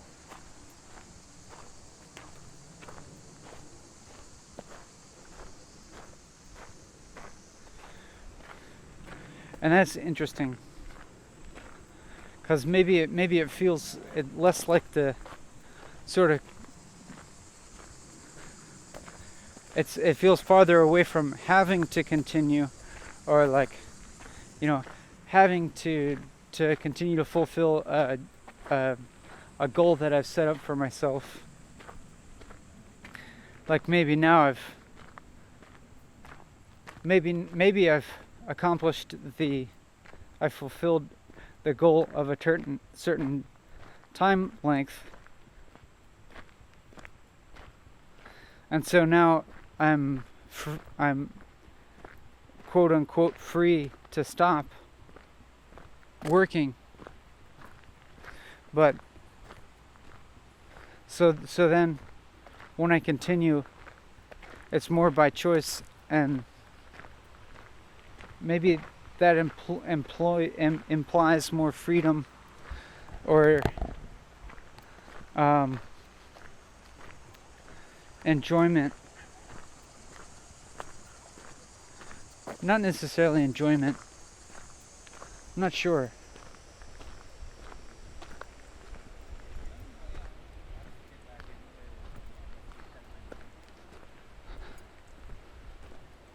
I'm surprised this trail seems longer coming out than I remember it when I was coming in.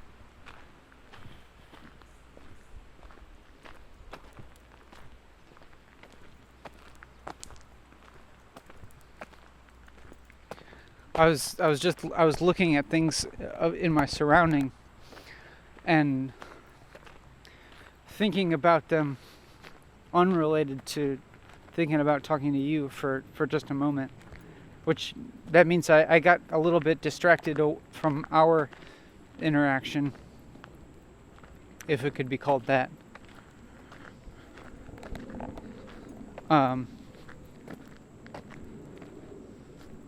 And I'm not necessarily going to apologize for that.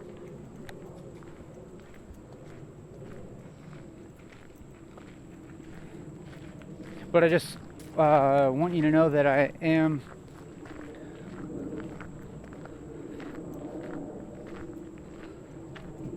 trying to be considerate of your experience.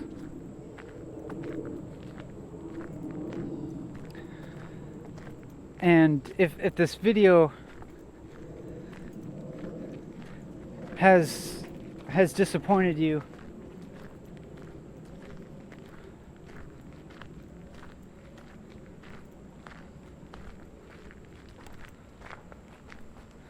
and then I hope that disappointment won't continue on afterwards, or it won't affect you for any longer amount of time than is necessary.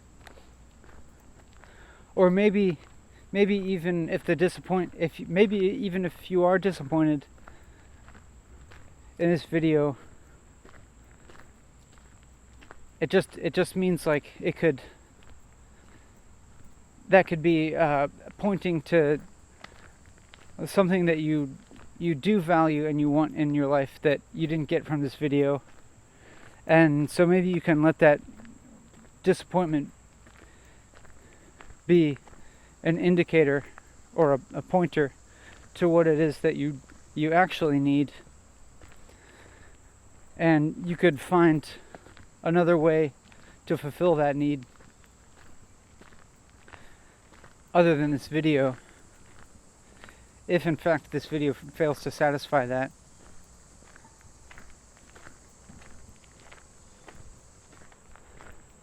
I, for whatever reason,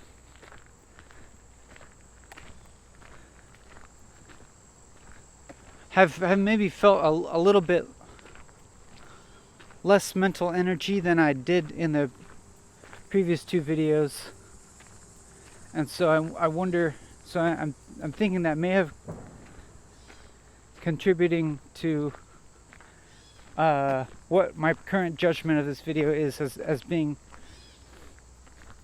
not as good. But at least I'm not sure if I actually need to hold on to that judgment, because really officially the only criteria that I have for this video is that I walk and talk for a long time, and I've certainly fulfilled that. And I tell myself that I try to accept whatever happens within that. So at least conceptually, I'm accepting this. I don't necessarily have a great feeling about this video, but I'm conceptually accepting those feelings and accepting the content of this video.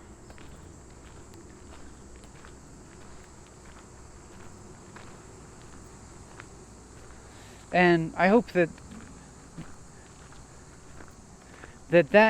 kind of behavior of being able to set a certain goal and criteria and of what I want to achieve, and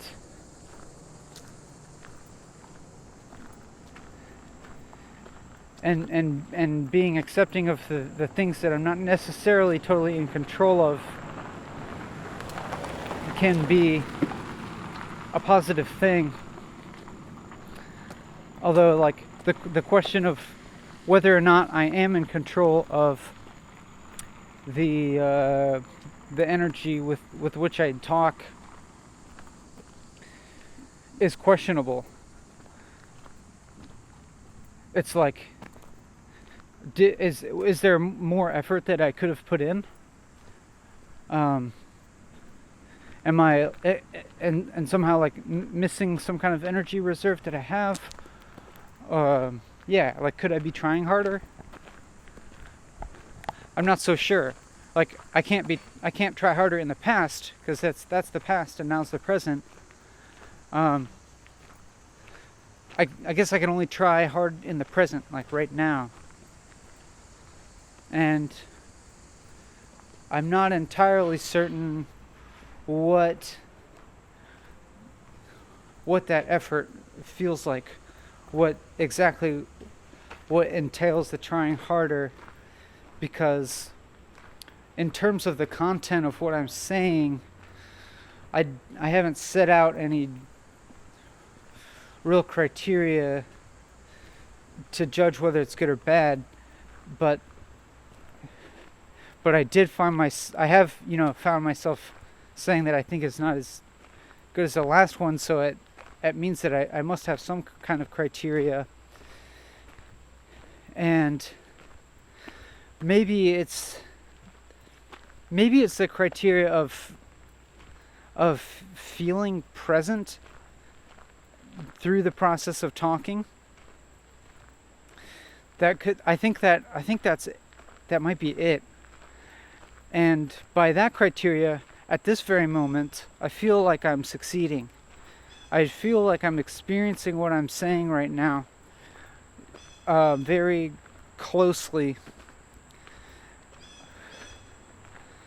Like, I'm noticing in great detail the sound of my voice and the feeling of my voice in my throat and my chest, even, and in my head and my ears. And it's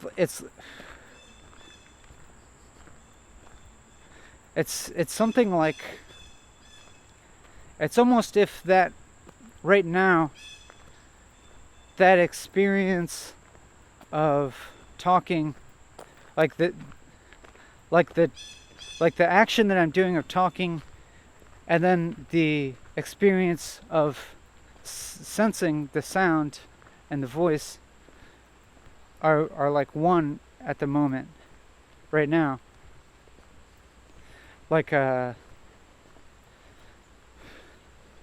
in some way I could say that at the moment I feel like kind of integrated, some kind of unification or something. And I don't even know if that is being expressed really. I don't know if that can carries over to the video and to you. But I suppose that's the experiment. And so, like, at this moment right now, I'm not feeling like this video is a failure. It could even be the case that this experience right now that I'm having is the thing that I was holding out for the possibility of earlier in the video when I was having the negative emotions. Like, right now, I'm not having a negative emotions, but and I feel a different kind of awareness right now, and I can remember having all the negative emotions to a greater or lesser degree pretty much throughout most of this video, but they're not causing me to have negative emotions right now. And so, like, I can honestly say that I'm having at least an okay experience right now, and I also think that this could be described as joy. Like, I might actually be experiencing right now joy. That's possible.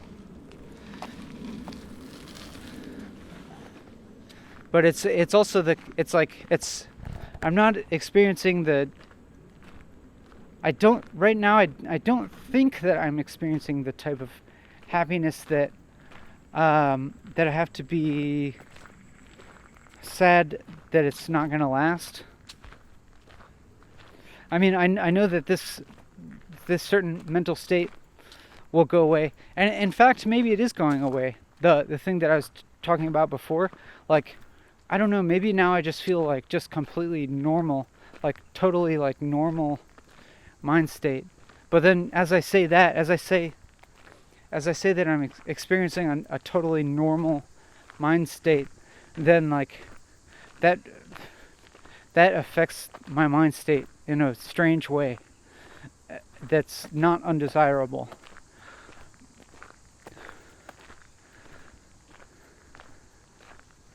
Like, to say that I just feel completely normal right now. Like, that's interesting, because if I think about it, most of the time I'd probably almost never just say that I feel totally normal. Like, it's probably, there's always like something affecting me, and there's quite very often a discontentment about the way that I'm feeling, that I'm reaching towards something in the future, towards a different mind state, a different experience. And it's true, like I'll have the experience of wanting, and the experience to be desiring to not be desiring.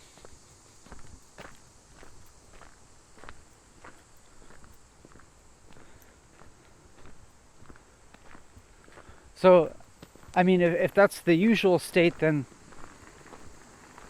maybe we could say that that's normal. Where am I? Where do I get out of here? How do I get out of this forest?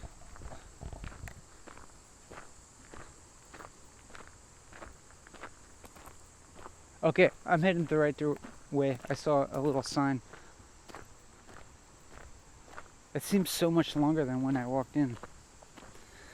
That type of feeling right now of being really concerned, of being concerned with the practicalities of life, of like wondering this practical thing, like, where am I? I want to get out of here so I can get home.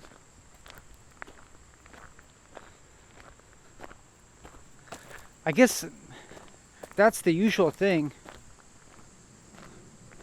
There's always practical things.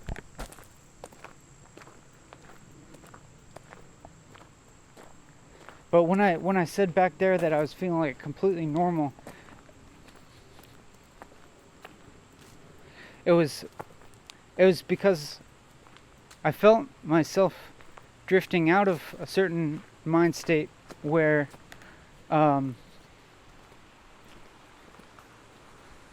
where I was saying that I felt intensely present, and I was noticing that as being qualitatively different than I'd been feeling for most of the video and for before the video. And then then I felt a change in my mind state, and then I was like, so that's, if that's drifting away, then I'm just going back to a normal, like, everyday mind state where I don't feel intensely present. But then, like, as I noticed that and said it, I was like, oh, this mind state is actually something maybe remarkable or something. Like whatever it was, I still wasn't like really feeling wanting, but I was experiencing myself talk as I'm doing now. I'm still experiencing myself talk, and it feels like not effortful now. Like I don't feel an effort in talking now. Even though I don't even know if there's a qualitative difference in the way that I'm talking or the stuff that I'm talking about. I don't know if it's significantly or substantively different than anything I've said during this whole video. But at least now, it doesn't feel effortful. And it feels like if I can actually even avoid putting effort in any way, that I could continue going like this, just kind of like coasting, in a way that's like a way of coasting where I'm actually not suffering. Now, it's interesting to think about, was I suffering earlier in the video? I don't know. I was talking about all sorts of unpleasant feelings, but it almost doesn't matter. It doesn't matter to me now whether I was suffering or not, because I don't feel like I'm suffering right now. And I guess I'm telling myself that right now is what matters in terms of suffering.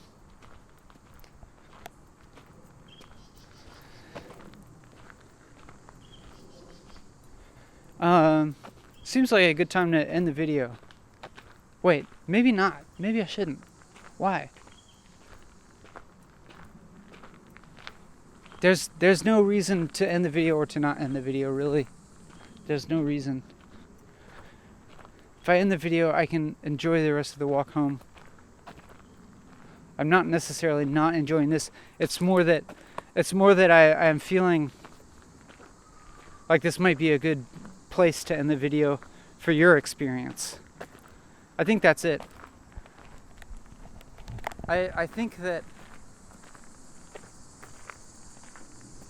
I have a feeling that this video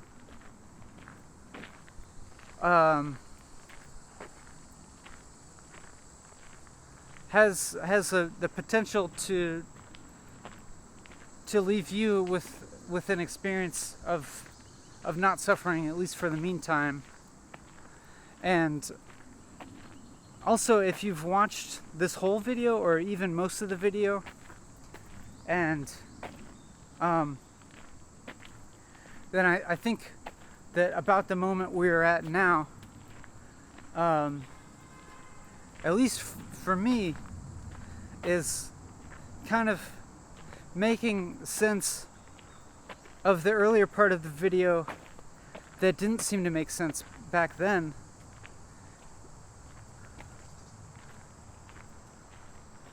Like this feels like some kind of point of resolution to me. And I wonder why it took so long to get to this point. But I wonder if me, consciously or subconsciously, having said a kind of vague time frame duration for this, if that subconscious thing like affected the way that my thought process went and the way that my emotional topography progressed throughout this video, such that it would take this long to resolve at a point where I'm about at the end of the time frame that I've sort of roughly imagined that these videos would be. So to paraphrase, I think this is a good time to end the video, and I'll be snapping out of this frame that I've put myself in, and you will be too. All right, see you next time if there is a next time. Bye.